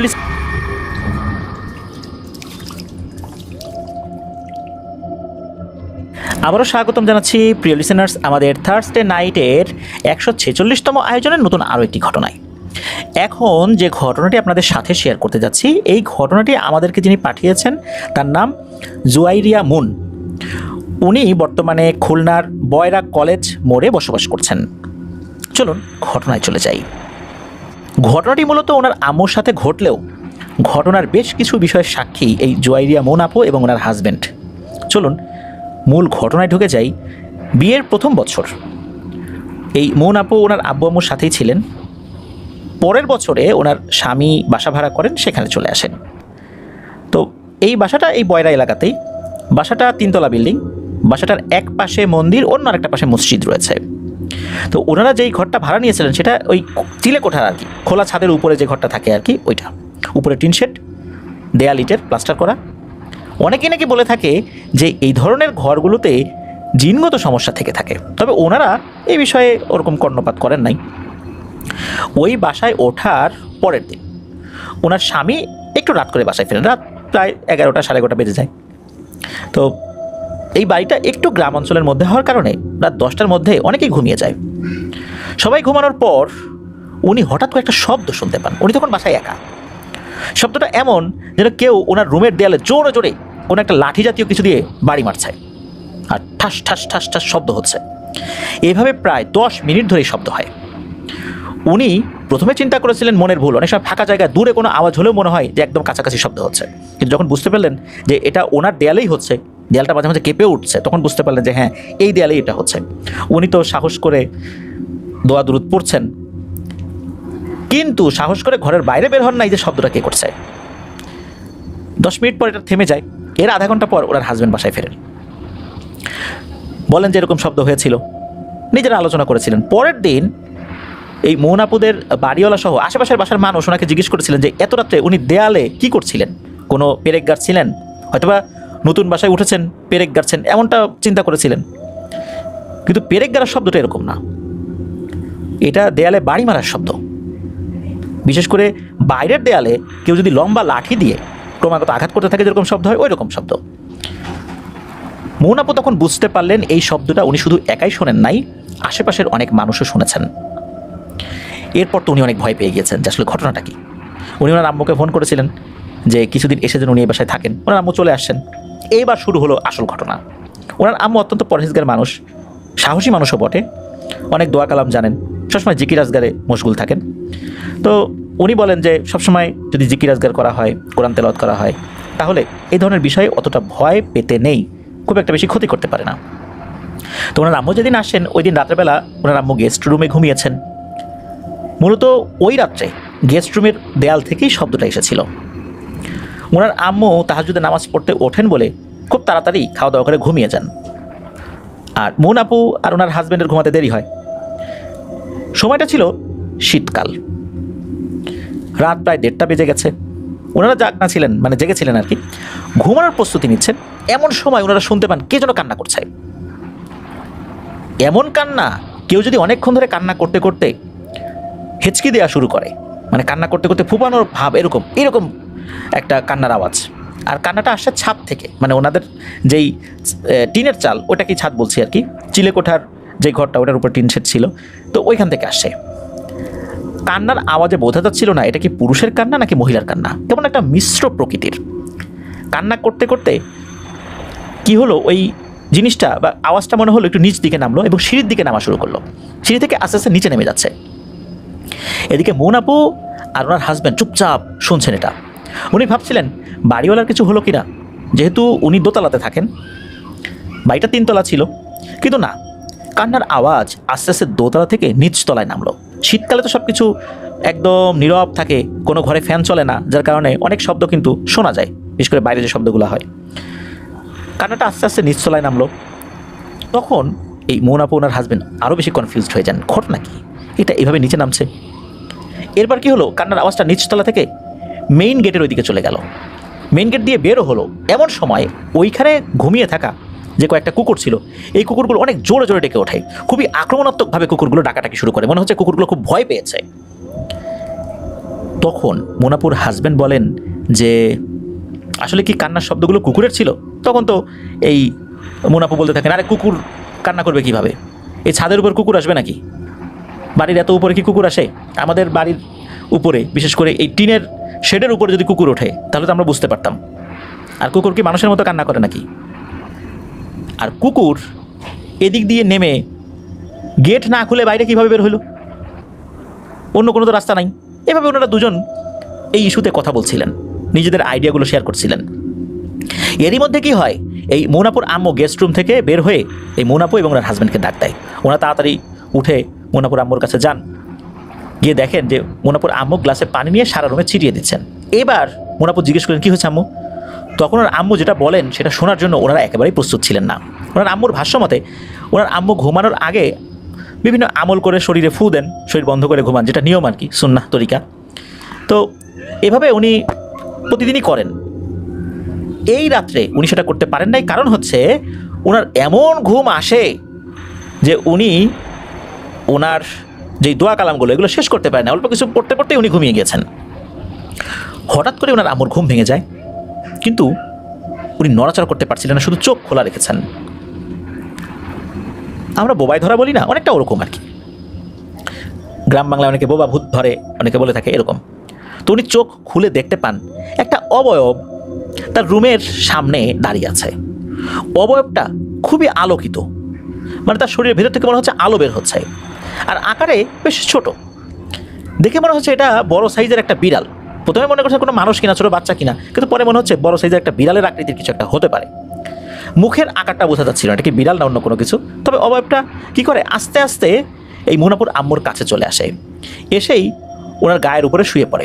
এমনভাবে শুয়ে পড়েছে যেমন কোনো মানুষ অনেক ক্লান্তিতে যেমন বিছানায় লুটিয়ে পড়ে, ওইভাবে মনে হচ্ছে সে খুব ক্লান্ত আর খুব আপন একটা জায়গায় সে শুয়ে পড়েছে। মুনাপুর আম্মু তখন অনুভব করেন যে আকার অনুযায়ী অবয়বটা যতটা ওজন হওয়ার কথা ছিল ততটা না, যথেষ্ট হালকা। মুনাপুর আম্মু তখন মনে মনে দোয়া কালাম পড়তে শুরু করেন এবং নড়াচড়া করার চেষ্টা করতে থাকেন। এক পর্যায়ে তিনি তার এক হাত নাড়াতে সক্ষম হন, আর উনি হাত নাড়াতে পেরে যা করেন এটা সত্যি আসলে অবিশ্বাস্য রকমের, যেহেতু উনি অত্যন্ত সাহসী একজন মানুষ ছিলেন। উনি যখনই হাত নাড়ানোর সক্ষমতা অর্জন করেন তখন করেছেন কি, ওই আপনার গলা চেপে ধরেছেন। আসলে এই জিনিসটা তার শরীরের উপরে সে শুয়ে পড়েছে, এটা তার ভালো লাগে না। হাত দিয়ে গলা চেপে ধরে বিভিন্ন দোয়া পড়তে থাকেন। মুনাপুর আম্মুর ভাষ্যমতে এই অবয়বটা ছিল অত্যন্ত মোলায়েম আর একটা বিদেশি বিড়ালের মতো।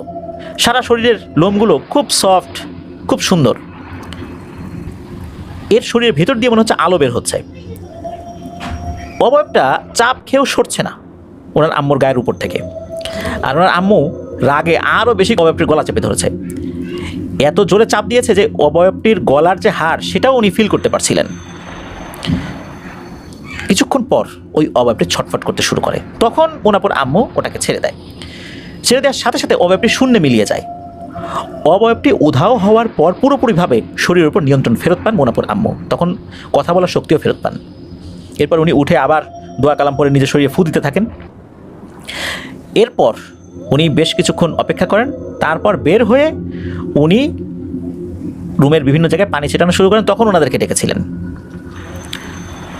এই যে অবয়বটা, এই অবয়বটাই যে ওই সময় কান্না করছিল, এটা তখন মৌনাপু এবং ওনার হাজব্যান্ড বুঝতে পারেন। প্রথমে ভেবেছিলেন যে ওনার আম্মু হয়তো বা স্বপ্ন দেখেছেন ঘুমের ঘুরে, কিন্তু না, কারণ ওই অবয়বটার কান্না ওনারাও শুনেছিলেন। ওনাদের টিনের চাল থেকে আস্তে আস্তে সিঁড়ি দিয়ে নিচে নেমে মেইন গেট দিয়ে বাইরে চলে গেল। তারপর কুকুরগুলো চিৎকার চেঁচামেচি শুরু করলো। কুকুরগুলো ভয় পাচ্ছিল, নিশ্চয়ই এটা অস্বাভাবিক কোনো কিছু ছিল। মুনাপুর আম্মু যে কাজটি করেছেন এটা যে আসলে ভুল ছিল, এটা মুনাপুর আম্মুকে মুনাপু এবং ওনার হাজব্যান্ড মিলে বোঝাতে সক্ষম হন এবং বলেন যে তুমি কাজটা ভালো করো নাই, এইভাবে এটাকে চাপ দিয়ে কষ্ট দেওয়ার কোনো মানে হয় না, তোমার তো কোনো ক্ষতি করে নাই। এরপর উনি আসলে বুঝতে পারেন যে কাজটা তো আসলে ভালো হয় নাই, এখন কী করা যায়, কারণ জিনেরা তো প্রতিশোধ পরায়ণ হয়ে থাকে। এইভাবে তাকে কষ্ট দিয়েছে, আঘাত করেছে, প্রতিশোধ তো সে নিতেই পারে। পরের দিন একজন ভালো হুজুরের কাছে ওনারা যান। হুজুর সব কিছু শুনে গোলাপ জল সহ আরও কিছু জিনিস উনি পরে দেন, বলে দেন যে এগুলো ঘরে রেখে দিও, এই জিনিসটা আর আসবে না। ওনার কাছে আসল ঘটনা জানতে চাইলে উনি কিছু বলেন নাই। উনি শুধু বলেছেন তোমাদের অত কিছু না জানলেও চলবে, এখন চলে যাও। কবিরাজের ব্যবহারটা বা ওই হুজুরের ব্যবহারটা ওনাদের কাছে বেশ অদ্ভুত লেগেছিল। এদিকে কি হয় যে মুনাপুর আম্মু যেই হাত দিয়ে ওই অবয়বটার গলা চেপে ধরেছিল, ওই দিন থেকে তার হাতে প্রচণ্ড ব্যথা শুরু হয়। যখন উনি বললেন যে তার হাতে ব্যথা শুরু হয়েছে, তখন তো মুনাপু বুঝতে পেরেছেন সমস্যা শুরু হয়ে গেছে। এখন এটা সমাধান কি হবে? ওনারা এতটুকু বুঝতে পেরেছিলেন এটা ক্ষতিকারক কোনো কিছু না। তখন মুনাপু তার আম্মুকে পরামর্শ দেন, তুমি ওই অবয়বটার কাছে সরি বলো, ক্ষমা চাও যে তুমি বুঝতে পারো নাই। আশা করছি যে তোমার এই সমস্যাটা ঠিক হয়ে যাবে ইনশাল্লাহ। সত্যি ওনার আম্মু রাতের বেলা ওই অবয়বটাকে উদ্দেশ্য করে বলেছিলেন যে তোমাকে তো আসলে আমি চিনতে পারি নাই, বুঝতে পারি নাই, আমি না বুঝে করে ফেলেছি, তুমি আমাকে ক্ষমা করে দিও। এরপরে নাকি আস্তে আস্তে ওনার হাতের ব্যথাটা মিলিয়ে যেতে থাকে এবং পরিপূর্ণভাবে ওনার হাতের ব্যথাটা মিলিয়েও যায়। তবে মুনাপু একটা কাজ করেছিলেন, সেটা হচ্ছে এই যে কবিরাজ বা ওই হুজুর যেই জিনিসগুলো দিয়েছিলেন সেটা তো মূলত ঘর থেকে ওটাকে তাড়ানোর জন্য। উনি এই কাজটি করেননি, উনি ওইটা ব্যবহার করেননি। ওই যে যেই জিনিসটা, ওই জিনিসটা এখনও ওই বাড়িতে ওই চিলেকোঠার ওই জায়গা দিয়ে ঘোরাফেরা করে। আর যেই রুমটা মানে গেস্ট রুমের যে অংশটা, এই রুমে সেই জিনিসটা থাকে, তবে তার উপস্থিতি কখনো জানান দেয় না, কোনো ক্ষতিও করে না, কোনো ধরনের প্রভাবও বিস্তার করে না। তবে মাঝে মাঝে নাকি ওই ঘরটা ময়লা হয়ে গেলে মুনাপুকে স্বপ্নে দেখায় ঘরটা পরিষ্কার করার জন্য, বাস এতটুকুই। এখনও এটা হয়েই যাচ্ছে। মোনাপুর সাথে যখন এই বিষয়ে আমার কথা হলো, উনি বললেন যে হ্যাঁ, এখনও এটা চলছে, এখন এটা হয়ে যাচ্ছে। যেহেতু ঘটনাটা খুব বেশি দিন আগের না, একদম রিসেন্ট ঘটনা, কিন্তু এখন এটা চলমান। উনি পরিষ্কার পরিচ্ছন্ন রাখার চেষ্টা করেন সর্বোচ্চভাবে ওই ঘরটা। তারপরেও তো মাঝে মাঝে দেখা গিয়েছে যে কাজের ব্যস্ততা বা বাইরে কোথাও গিয়েছেন, টানা কয়েকদিন ওই ঘর ঝাড়ু দেওয়া হয় নাই, তখন উনি স্বপ্নে এটা দেখেন। আর উনি যেহেতু ওইটাকে তাড়ানোর কোনো পন্থা অবলম্বন করেন নাই, এই জন্য ওই জিনিসটাও ওখানেই রয়ে গেছে। ওই জিনিসটা ওনার মাকে ক্ষমাও করে দিয়েছে, এভাবেই চলছে। এটাই ছিল ঘটনা। ধন্যবাদ জানাচ্ছি জুয়াইরিয়া মোনাপুকে চমৎকার একটি ঘটনা আমাদের সাথে শেয়ার করার জন্য। চলুন প্রিয় লিসেনার্স, আমরা চলে যাব আমাদের এবার এপিসোডের পরবর্তী আরও একটি নতুন ঘটনায়। আবারও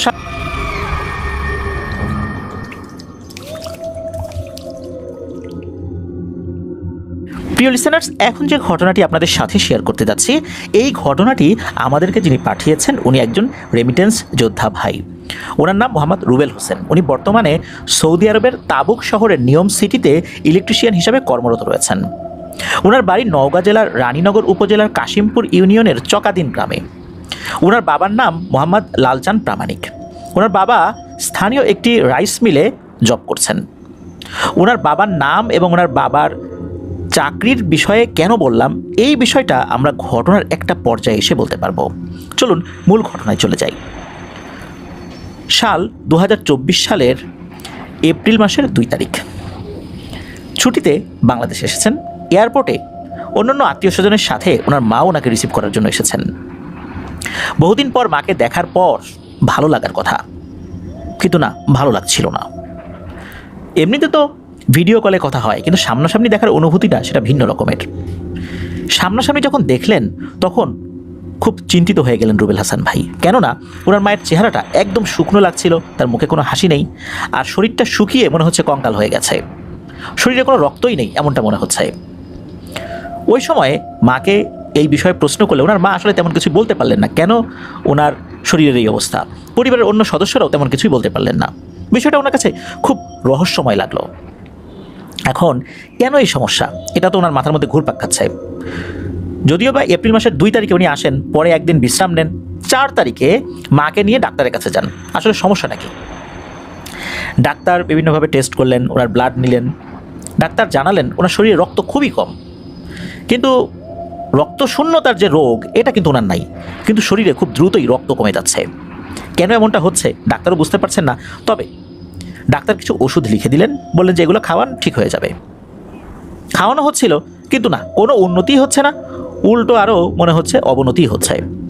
অনেকদিন পর বাড়িতে যেহেতু এসেছেন, বন্ধুবান্ধবদের সাথে তো দেখা করতেই হয়। কয়েকদিন তো এরকমই চলে গেল। এমনই এক রাত্রে বন্ধুদের সাথে গল্পগুজব শেষ করে রাত 8টার দিকে উনি বাড়িতে ফেরেন।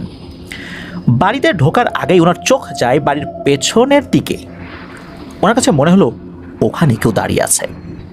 হ্যাঁ, সত্যি, ওখানে 8 থেকে 10 বছর বয়সী একটা বাচ্চা দাঁড়িয়ে আছে।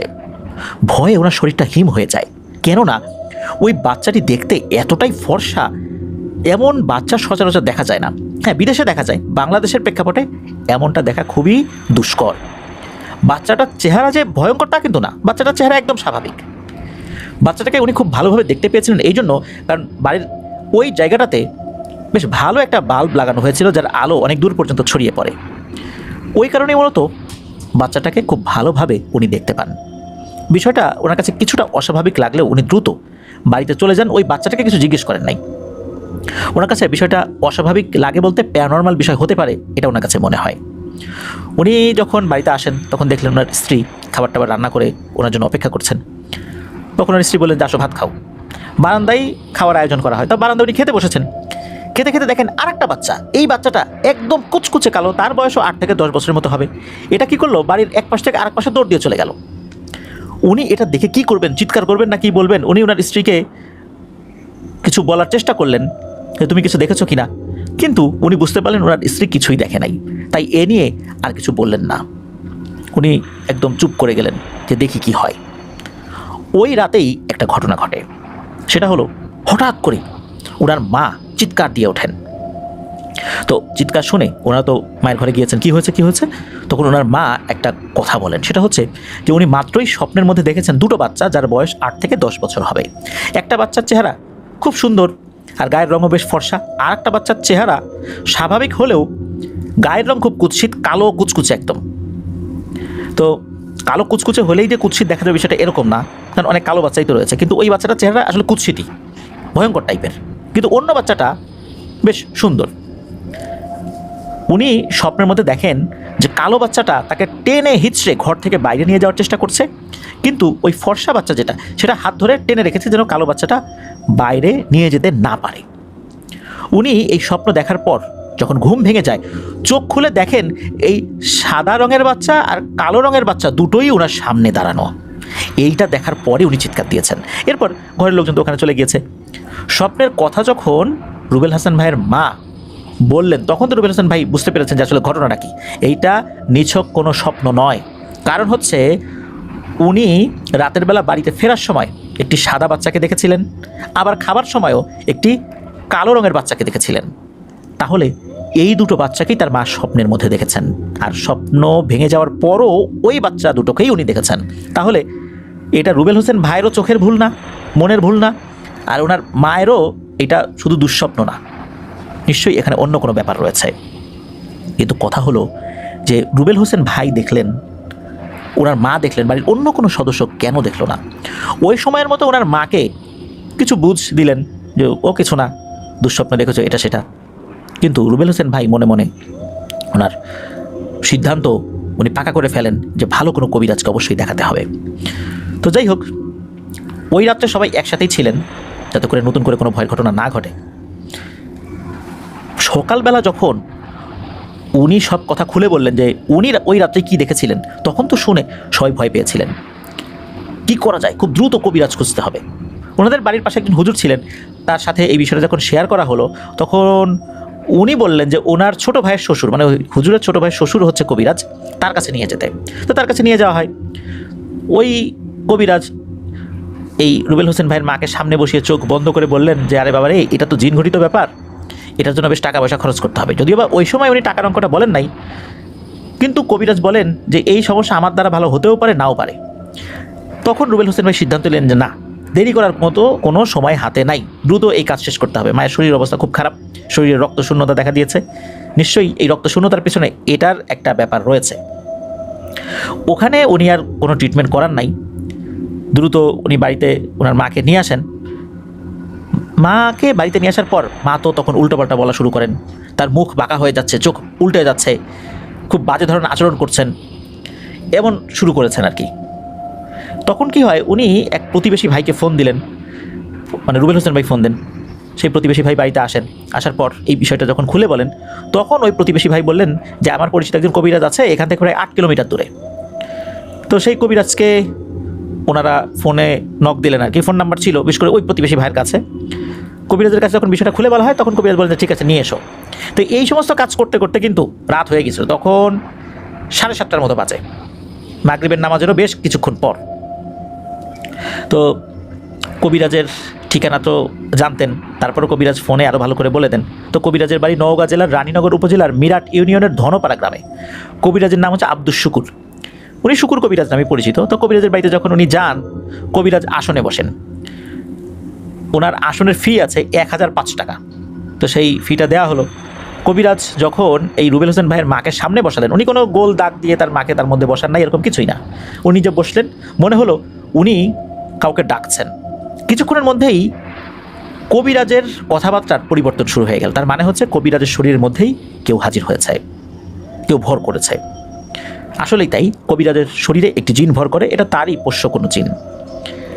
ওই সময়ে কবিরাজের শরীরে আরেকটা জিন ভর করে, মানে একই সাথে দুটি জিন। এক জিন আরেকজনকে বলে, আচ্ছা এই রোগীর কী সমস্যা একটু তাড়াতাড়ি জানাও তো আমাকে। আরেকজন বলছে ঠিক আছে জানাচ্ছি। এরপর 4 থেকে 5 মিনিট কোনো সারা শব্দ নাই। তারপর হঠাৎ করে আরেকটা জিন কথা বলা শুরু করে। রুবেল হোসেন ভাইয়ের মাকে বলছে যে তোমার মা আজ থেকে প্রায় 2 মাস আগে তোমার বাবার জন্য দুপুরবেলা খাবার নিয়ে সেই রাইস মিলে গিয়েছিল। যখন তোমার বাবা খাবার খাচ্ছিল, তখন তোমার বাবা তোমার মাকে বলেছিল যে তুমি পাশের রাইস মিলের দরজাটা খোলো তো, আমার তো খোলার কথা, যেহেতু খাচ্ছি তুমি একটু খোলো, আমি দেখি তো দূর থেকে কী অবস্থা। তখন তোমার মা তোমার বাবাকে বলেছিল যে ওই রাইস মিল তো আরেকজনের, অন্য মালিক, তুমি এটাকে খুলতে বলছো কেন? তখন তোমার বাবা বলে হ্যাঁ ওটা অন্যজনের, তবে আমাদের রাইস মিলের মালিক ওটাকে কিনে নিয়েছে বলতে ভাড়া নিয়েছে আর কি। ওটা 3 বছর ধরে বন্ধ ছিল। যখনই রুবেল হোসেন ভাইয়ের মা ওই রাইস মিলের দরজা খুলেছে, তখনই নাকি ওই রাইস মিলে থাকা পিশাচ শ্রেণীর, রক্ত চোষা পিশাচ শ্রেণীর 3টা জিন এই রুবেল হোসেন ভাইয়ের মাকে অ্যাটাক করে। তখন নাকি রুবেল হোসেন ভাইয়ের মায়ের মাথাটা একটু চক্কর দিয়ে ওঠে, ওইখান থেকে সূত্রপাত। এরপর থেকে উনি তেমন কিছু দেখেন না, কিন্তু ভেতরে ভেতরে তার শরীরের সব রক্ত শুষে নিচ্ছিল। এখন কথা হচ্ছে, রুবেল হোসেন ভাই উনি এতদিন পরে বিদেশ থেকে এসে কেন এই জিনিসটা দেখেছিলেন? তখন জিনেরা বলে, এই যে সাদা কালো এই দুটোই রক্তচোষা পিশাচ। ওই যে একজন টেনে ধরছে, একজন নিয়ে যাচ্ছে, এমনটা না যে একজন ভালো সে ধরে রাখার চেষ্টা করছে, বিষয়টা এরকম না। এরা সবগুলোই রক্তচোষা পিশাচ, এরা রক্ত চুষে একদম শেষ করে ফেলবে।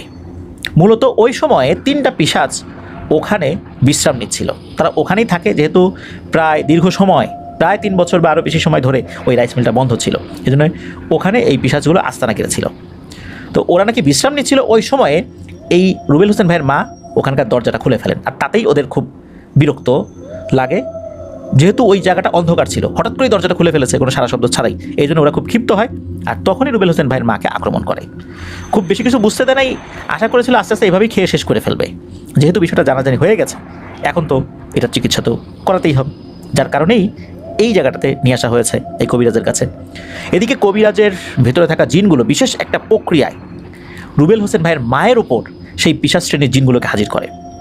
ওরা তো সেই একই কথা বলে যে আমরা তো বিশ্রাম নিচ্ছিলাম, হঠাৎ করে সে দরজা খুলছে, একে খেয়ে শেষ করে ফেলবো, ওর রক্ত ইতিমধ্যে খেয়ে অনেকটাই শেষ করে ফেলেছি, বাকি যেটা আছে সেটাও শেষ করে ফেলবো।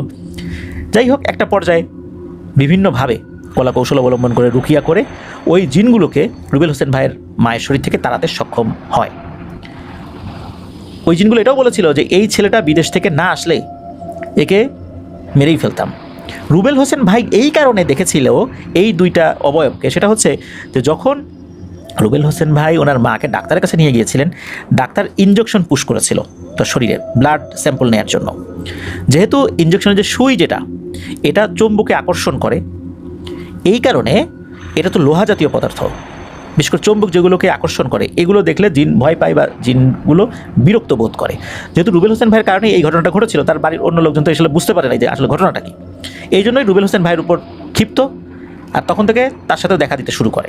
এটি ছিল রুবেল হোসেন ভাইয়ের সামনে আসার কারণ। তো যাই হোক, মূলত রুবেল হোসেন ভাইয়ের মায়ের অপরাধ কী ছিল?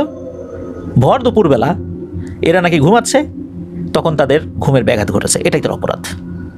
আল্লাহর অশেষ রহমতে এই জিনগুলোকে তাড়াতে সক্ষম হয়েছিলেন ওই কবিরাজ, আলহামদুলিল্লাহ।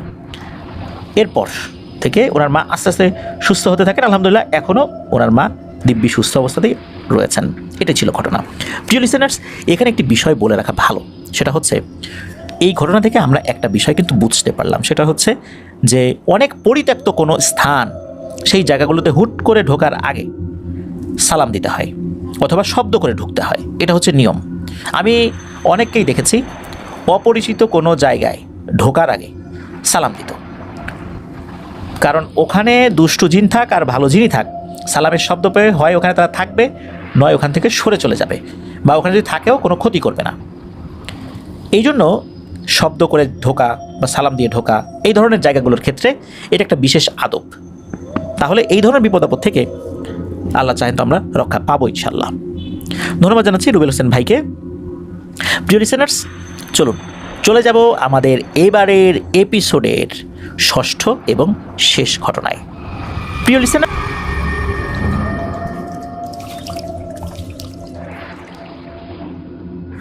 লিসেনার্স, দেখতে দেখতে চলে এলাম আমাদের এবারের থার্সডে নাইটের 146তম আয়োজনের 6ষ্ঠ এবং শেষ ঘটনায়। এখন যে ঘটনাটি আপনাদের সাথে শেয়ার করতে যাচ্ছি, এই ঘটনাটি আমাদেরকে যিনি পাঠিয়েছেন উনি একজন রেমিটেন্স যোদ্ধা ভাই, বর্তমানে রয়েছেন মালয়েশিয়াতে।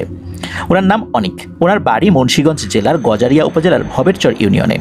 ওনার গ্রামের নামটি উনি উল্লেখ করেছেন, কিন্তু সঙ্গত কারণে প্রকাশ করতে নিষেধ করেছেন বলে আমরা গ্রামের নামটি বলছি না। ঘটনাটির সময়কাল 2012 কি 13 সাল হবে।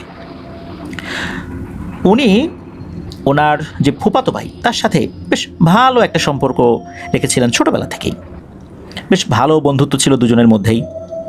ওনার ফুপুর বিয়ে হয়েছিল খুব কাছাকাছি একটা জায়গাতে, যার কারণে ওনার দাদাবাড়ি, বিশেষ করে অনেক ভাইয়ের দাদাবাড়ি যেখানে ছিল আর কি, সেখান থেকে ফুপুর বাড়িতে আসা যাওয়াটা রেগুলারই হতো। ফুফাতো ভাইয়ের সাথে সম্পর্ক ভালো ছিল। তবে মাঝখানে বেশ কিছুদিন কোনো একটা কারণে, লেখাপড়ার কারণেই হোক বা তার ফুফাতো ভাই কোনো কারণে কারোর সাথে ওভাবে যোগাযোগ করতেন না, এই মাঝখানে কিছুটা গ্যাপ ছিল। এরপর আবার স্বাভাবিক হয়ে যায়।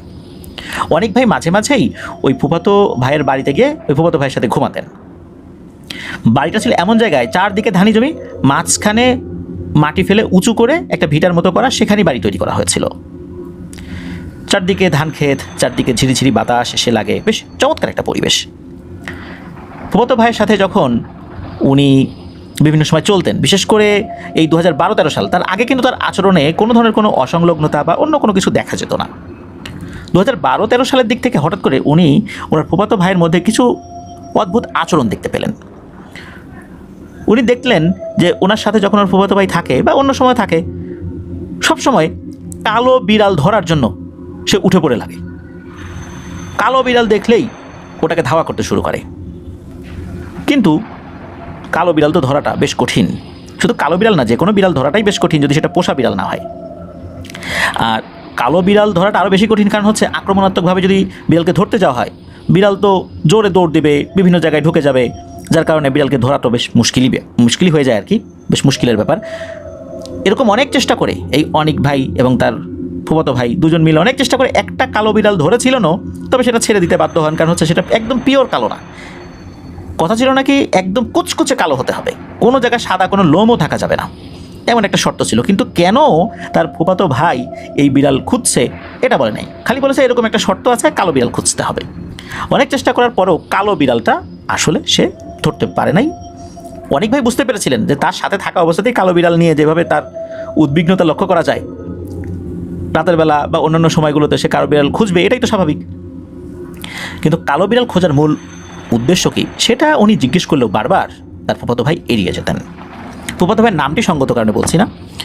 তো এর ভিতর হয় কি, রাতের বেলা ওনারা মাছ ধরতে যাবেন। এখানে বলে রাখা ভালো, অনেক ভাইয়ের মাছ ধরার কিন্তু বেশ একটা নেশা, রাতের বেলা মাছ ধরতে যাওয়া। যদিও বা উনি সাঁতার জানতেন না, ওনাদের বাড়ির কাছে তো বিল রয়েছে, আর মুন্সিগঞ্জে তো আড়িয়াল বিল রয়েছে, এটা তো আমরা সবাই জানি। এই আড়িয়াল বিলের যে বিস্তৃতি এটা কিন্তু অনেক বড়, আর তাছাড়া ছোটোখাটো অনেক বিল তো রয়েছেই পুরো মুন্সিগঞ্জ জুড়ে। ফুফাতো ভাইয়ের সাথে মাছ ধরার জন্য বের হয়েছেন। ফুফাতো ভাইয়ের হাতে একটা বড় ট্যাটা, বেশ ধারালো একটা ট্যাটা, বেশ ভারী ট্যাটাও বটে, মাছ রাখার জন্য একটা ব্যাগ। ওনারা মাছ ধরতে মাঝে মাঝেই বের হন।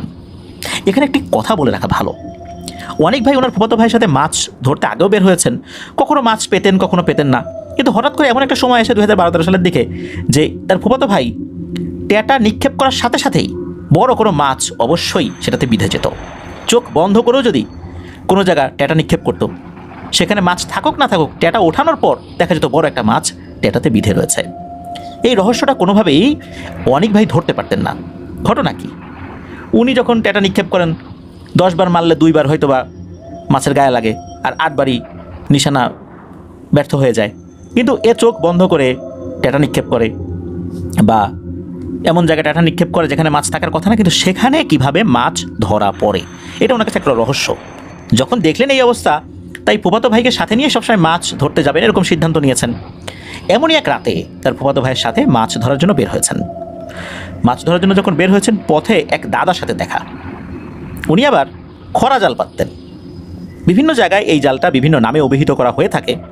আমরা অনেক সময় দেখি পানির কোনো প্রবাহে অনেকগুলো বাঁশ, বেশ বড় বড় বাঁশ লম্বালম্বি করে প্রথমে গেড়ে সেই বাঁশের সাথে বিভিন্নভাবে অন্য বাঁশগুলোর গিট দিয়ে এমন এক ধরনের জাল বেছানো হয়, একটা ত্রিভুজ আকৃতির একটা অংশ থাকে।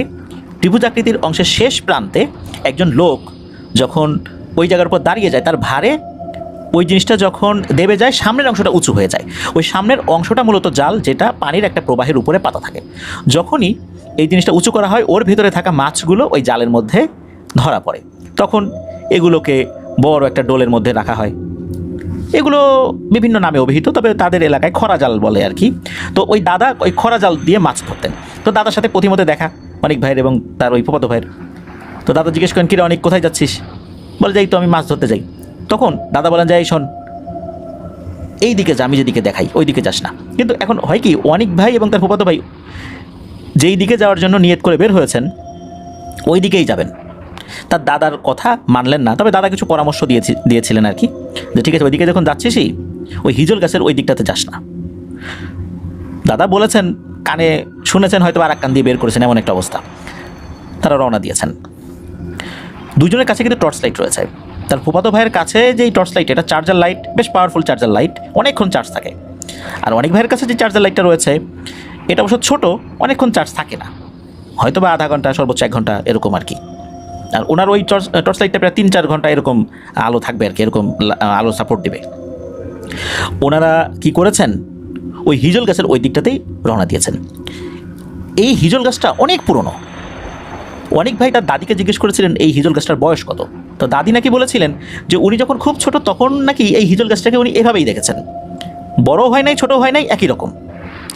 তাহলে এর বয়সটা কত এটা দাদিও বলতে পারছেন না। দাদারাও এই হিজল গাছটাকে দেখেছেন। এই হিজল গাছটার নিচে পানি রয়েছে। হিজল গাছটা তো যদি পানির নিচে ডুবেও যায় শেকড়, এটা তো সহজে মরে না আর কি। এটার পাশে পানির প্রবাহ রয়েছে। খুব ভুতুরে একটা জায়গা দেখেই মনে হয়, কারণ অনেকেই ওই হিজল গাছের বিভিন্ন অংশের সাথে নাকি লাল সুতা, লাল ফিতা এগুলো বেঁধে রেখেছে, হয়তো বা তাদের কোনো নিয়ত রয়েছে বা মানত করেছে, এই টাইপের কিছু একটা হবে আর কি। ওই দিকটাতে ওরা যাওয়া শুরু করেছেন। তবে অনেক ভাইয়ের সাথে ওনার যে ফুফাতো ভাই ছিল তিনি বলেছেন যে অনেক খবরদার, আলো জ্বালাস না, আমি যখন বলবো তখন আলো জ্বালাবি। ঠিক আছে, তাই করব। ওনারা যাওয়া শুরু করেছেন। যেতে যেতে যখন হিজল গাছের কাছে এসেছেন তখন এই যে অনেক ভাইয়ের ফুফাতো ভাই, সে তার হাতে থাকা টর্চ লাইটটা যেই না জ্বালিয়েছেন, এমন একটা দৃশ্য দেখেছেন অনেক ভাই প্রচণ্ড ভয় পেয়ে যান। উনি জানতেন যে এই সাইডটাতে নাকি গজার মাছ পাওয়া যায়, কিন্তু উনি যে গজার মাছটা দেখেছিলেন এটা কি আসলেই গজার মাছ ছিল? যখনই আলোটা মেরেছে তখন দেখা যায় এমন বিশাল একটা গজার মাছ, এটার মাথাটা এত বড়, বিশেষ করে এর চোখ দুটো গরুর চোখের মতো নাকি বড় বড় আর লাল টকটকে। মনে হচ্ছিল ওই গজার মাছটা তাদের জন্য অপেক্ষা করছে, আর এমনভাবে তাকিয়েছে ওই মাছ তাদের দিকে, এটা দেখার সাথে সাথে অনেক ভাইয়ের পিলে চমকে যায়। কিন্তু তার সাথে থাকা ফুফাতো ভাইয়ের আসলে ওরকম ভয় ডর লেগেছে বলে মনে হলো না। তার ফুফাতো ভাই সাথে সাথে যে কাজটা করে, তার হাতের থাকা এই ভারী টেটাটা সজোরে ডান হাত দিয়ে নিক্ষেপ করে ওই গজার মাছের দিকে। যখনই নিক্ষেপ করেছে ওই টেটাটা গজার মাছের গায়েও গিয়ে লাগে। যখনই গায়ে লেগেছে তখন মনে হলো বড় এক ড্রাম ভর্তি রক্ত যদি ওই জায়গায় ঢেলে দেওয়া হয় তাহলে কি পরিমাণ পানি লাল হয়ে যেতে পারে। হঠাৎ করে ওই রকম লাল হয়ে গেল, বুঝাই গেল যে অনেক রক্ত বেরিয়েছে এই গজার মাছের শরীর থেকে। এদিকে ওনার ফুফাতো ভাই ওই টেটা নিয়ে শক্ত করে ধরে রেখেছে গজার মাছটা যেন ছুটতে না পারে। তবে গজার মাছটা মনে হলো পানির নিচে ডুব দিল, কিন্তু তার ফুফাতো ভাই ওই টেটাটা ধরেই রেখেছে। তার শরীরটা থরথর করে কাঁপছে, খুব ভয়ঙ্করভাবে কাঁপছে, কারণ বোঝা যাচ্ছে যে গজার মাছটা ছুটে যাওয়ার চেষ্টা করছে।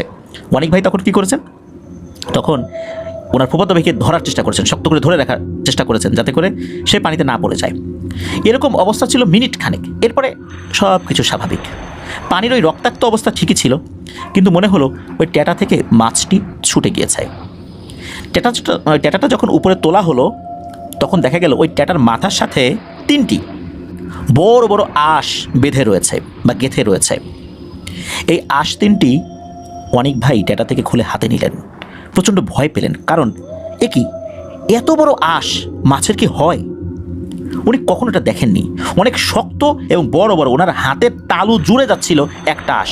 হাতের তালু বলতে পুরো 5 আঙ্গুল সহ জুড়ে যাচ্ছিল, মনে হচ্ছিল ছোটোখাটো একটা প্লেট উনি হাতে নিয়েছেন, আর অনেক শক্ত কালো একটা আঁশ উনি হাতে নিয়েছেন। এরকম আরও 2-3টা ছিল যেটা টেটার সাথে গেঁথে রয়েছিল, সেগুলো ছুটালেন। ছুটানোর পর এই আঁশগুলো তার ফুফাতো ভাই মাছ রাখার ব্যাগে রাখলেন। এরপর ওখান থেকে ওনারা হাঁটা শুরু করলেন। মাছ ধরবেনি। ওখান থেকে একটু এগিয়ে তার ফুফাতো ভাই যেখানেই টেটা নিক্ষেপ করে ওখানেই মাছ পায়। শোল মাছ, টাকি মাছ, এরকম অনেক ধরনের দেশি মাছ পাচ্ছেন, তো পাচ্ছেন বেশ বড় বড় মাছ, কালীবাউস, রুই, কাতলও পাচ্ছিলেন। এমন অবস্থা হলো যে ওই ব্যাগে এত মাছ হলো, এই মাছ আর তারা টানতে পারছিলেন না। এর মধ্যে হঠাৎ করে একটা অদ্ভুত জায়গায় ওনারা নিজেদেরকে আবিষ্কার করেন। ওনারা দেখতে পেলেন ওনাদের সামনে একটা মোবাইলের টাওয়ার রয়েছে। টাওয়ারটা বেশ উঁচু, টাওয়ারটার একদম মাথায় একটা লাল লাইট জ্বলছে নিভছে, জ্বলছে নিভছে। অনেক ভাই চিন্তা করলেন কি আমরা এখানে কিভাবে আসলাম? এটা বাংলালিংকের একটা টাওয়ার, এই টাওয়ারটা তো অনেক দূরে, তাদের গ্রাম থেকে অনেক অনেক দূরে। এই টাওয়ারে যাওয়ার জন্য 3টা বড় বড় খাল পার হতে হয়, 2টা রাস্তা পার হতে হয়, মানে সেই 3টা খাল পার হওয়ার পর বা এর মাঝে আবার রাস্তা রয়েছে, একটা খালের পরে রাস্তা বা তারপর একটা খাল, এরকম 2টো রাস্তা পার হতে হয়, 2টো নদী পার হতে হয়, এরপরে গিয়ে ওই টাওয়ার। কখনো যে এখানে আসেন নাই তা না, কালেভদ্র এখানে এসেছেন। ওইখানে একটা পেয়ারা গাছ ছিল, সেখানে লাল পেয়ারা হতো। লাল পেয়ারা বলতে পেয়ারার ভিতরে লাল টকটকে খুব মিষ্টি পেয়ারা। অনেকে ওই গাছ থেকে পেয়ারা পেরে এনে দিতেন। মাঝে মাঝে অনেক কষ্ট করে ওইখানে গিয়ে ওই পেয়ারা ছিঁড়ে আনতেন। ওখানে যেতেই লাগতো 3 থেকে 3.5 ঘন্টা, নৌকা নিয়ে ফিরতে লাগতো আবার একই রকম সময়, শখ করে যেতেন হই হুল্লোড় করে। কিন্তু এইখানে ওনারা এত অল্প সময় কিভাবে আসলেন? কোনোভাবেই এই 3টা খাল এবং 2টো নদী পার করা ছাড়া এখানে আসা সম্ভব না। এখানে আসতে হলে অবশ্যই সাঁতরে একটা অংশ পাড়ি দিতে হবে, না হলে নৌকা নিয়ে আসতে হবে। ওনাদের সাথে তো নৌকা নেই, ওনারা পায়ে হেঁটে কিভাবে এখানে আসলেন? আর এই টাওয়ারটা ওনাদের আগে থেকেই পরিচিত ছিল। ওনারা যখন এখানে আসলেন, আসার সাথে সাথে বুঝতে পারলেন ভয়ঙ্কর কোনো কিছু ঘটতে যাচ্ছে ওনাদের সাথে। তখন ওনার ফুফাতো ভাই কী করেন, ওনাদের হাতে থাকা ব্যাগটা, এই ব্যাগটার ভেতরে কিছু নেই এমনটা অনুভব করেন। অনেক ভারী ছিল তো এটা। যখনই ব্যাগটা খুলেছেন এবং ওর মধ্যে টর্চ লাইট মেরেছেন, অবাক হয়ে যান। এতগুলো মাছ যেগুলো টানতেই কষ্ট হয়ে যাচ্ছিল, ভিতরে একটা মাছও নাই, শুধু রয়েছে ওই 3-4টে মাছের আঁশ, গজার মাছের আঁশ। এবার ওনার ফুফাতো ভাই কী করলেন, এই ব্যাগ যেটার মধ্যে এই গজার মাছের আঁশ ছিল এবং তার টেটাটা সজোরে পাশে থাকা নদীতে নিক্ষেপ করলেন। নদীতে পড়ার সাথে সাথে অদ্ভুত একটা দৃশ্য ওনারা দুজনেই দেখতে পেলেন। অদ্ভুত রকমের একটা নৌকা হঠাৎ করে মনে হল নদীর পানির ভেতর থেকে ভুস করে ভেসে উঠেছে। আর এই নৌকাটা অদ্ভুত টাইপের নৌকা বলতে আমরা সাম্পান যেটা বলি, সমুদ্রে যেটা চলাফেরা করে, কক্সবাজার বা উপকূলীয় অঞ্চলে, সুন্দরবন বা এই অঞ্চলগুলোতে যেগুলো চলাফেরা করে, ওই টাইপের নৌকা। এই নৌকার 2 মাথাটা উঁচু, মানে চন্দ্রাকৃতির আর কি, এরকম। এই ধরনের নৌকা ওনারা বিভিন্ন সময় দেখেছেন, তবে সাধারণত এটা উপকূলীয় অঞ্চলে দেখা যায়, এটা জানতেন।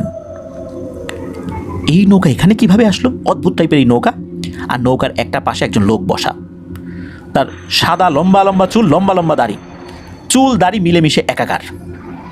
চেহারা যে খুব সুন্দর এটাও না, চেহারা কুৎসিত এটাও না। এই নৌকাটা আস্তে আস্তে পাড়ে ভিড়ল এবং নৌকায় থাকা ওই ব্যক্তিটা বলল, দ্রুত উঠে পড়ো এখানে, তাড়াতাড়ি। কথা বলা মাত্রই প্রথমে এই অনিক ভাইয়ের ফুফাতো ভাই উনি উঠল, এরপর অনিক ভাই উঠল। কিছুক্ষণ পর তার ফুফাতো ভাই অজ্ঞান হয়ে গিয়েছিলেন। নৌকায় থাকা ওই ব্যক্তি অনিক ভাইকে বলেছিলেন যে, বাবা একদম চোখ বন্ধ করে থাকবা, আমি বলার আগ পর্যন্ত কখনোই চোখ খুলবা না, চোখ বন্ধ করো। অনিক ভাই চোখ বন্ধ করলেন। এরপর শুধু শাঁ শাঁ শব্দ ওনার কানের পাশ দিয়ে যাচ্ছিল এবং প্রচণ্ড জোরে বাতাস ওনার শরীরে লাগছিল।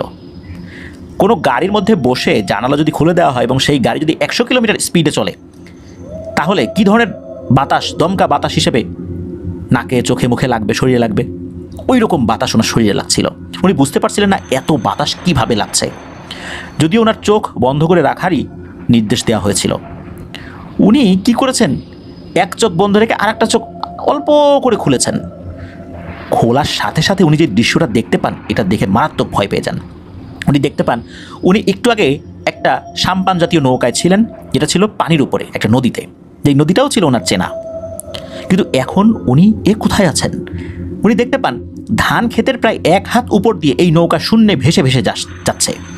এটা দেখার সাথে সাথে উনি আল্লাহু আকবার বলে চিৎকার দিবেন নাকি ওই নৌকা থেকে লাফ দিবেন এরকম চিন্তা করছেন। এরপর চোখ বন্ধ করে ফেলেন। তখন চিন্তা করলেন যে কোন জগতে নিয়ে যাচ্ছে, জিনেদের জগতে আটকে যাব না তো, এখনই নৌকা থেকে লাফ দিই, তাহলে তো অন্তত ধান ক্ষেতের ভিতরে গিয়ে পড়ব। এমন সময় শো শো শব্দে যে বাতাস ওনার শরীরে লাগছিল, এটা থেমে যায়। বোঝা গেল নৌকাটা থেমে গেছে। এরপর নৌকায় থাকা ওই ব্যক্তি বলেন যে, চোখ খোলো। উনি চোখ খোলেন, দেখতে পেলেন যে আরে উনি তো ওনার বাড়ির কাছে যে ঘাট, সেখানে রয়েছেন। ওনার ফুফাতো ভাই তখনও অজ্ঞান অবস্থায় পড়ে আছে। এমন সময় পেছন থেকে একটা শব্দ ভেসে আছে, অনেক নাতি, ভয় নাই ভয় নাই, আমি আছি, এদিকে আয়। ওনার দাদা, যিনি খরা জাল পেতে বসে থাকতেন, দাদার কণ্ঠ শুনে উনি সাহস পান, দেখতে পান আসলেই দাদা দাঁড়িয়ে আছেন। উনি দ্রুত দাদার কাছে যান, প্রচণ্ড ভয় পাচ্ছিলেন, দাদাকে ভয়ে জড়িয়ে ধরেন। দাদা বলেন যে আমি সব জানি, এখন চুপ থাক, সব কথা পরে বলবো, এখন চল গিয়ে তোর ফুফাতো ভাইকে নিয়ে আসি। পরে নৌকা থেকে তাকে তুলে আনা হয়। এরপর ভোজবাজির মতোই মিলিয়ে যায় সেই নৌকাটি, যেই নৌকাটিতে ওনারা রহস্যজনকভাবে এত দ্রুত চলে এসেছিলেন। 3.5 ঘন্টা লাগে যেখানে, মাত্র কয়েক মিনিটের মধ্যেই ওনারা বাড়ির কাছে চলে আসেন। এর মধ্যে দেখা যায় ওনার ফুপা এবং ফুপুকে, কারণ দেরি দেখে ওনারাও খুঁজতে বের হয়েছিলেন। তখন তার দাদার সাথে দেখা হয়। দাদা বলেন যে তোমরা চিন্তা করো না, ওরা আসবে। ওনারা কিন্তু ওই নৌকায় থাকা অবয় নৌকাটাকে দেখেন নাই, ওনারা একটা নির্দিষ্ট দূরত্বে ছিলেন। তারপর এই অনেক ভাইয়ের ফুফাতো ভাইকে তাদের হাতে হস্তান্তর করা হয়। ওনার তখন জ্ঞান হালকা ফেরত আসছে, পরিপূর্ণভাবে স্বাভাবিক হয় নাই। তারপর তার মা বাবার কাছে বুঝিয়ে দেওয়া হয়, তাকে নিয়ে যাওয়া হয়। এরপর অনেক ভাই দাদাকে ধরে যে দাদা সত্যি করে বলো তো আসলে ঘটনাটা কি, এরকম করে কেন, ওর আচরণ এত রহস্যময় কেন? কারণ দাদা আগে থেকেই অনেক ভাইকে বলেছিলেন উনি যেন এই ছেলেটার সাথে কম মেশেন। এখন আপন ফুফাতো ভাই বললেই তো আর হয় না, সম্পর্ক তো আর ছিন্ন করা যায় না। দাদাকে তো ভালো করে ধরেন যে দাদা বলো ঘটনা কি, তাকে এরকম দেখলাম কেন, তার আচরণ রহস্যময় কেন? তখন দাদা অদ্ভুত কিছু বিষয় খুলে বলেন, সেটার সাথে অনেক ভাই মেলান।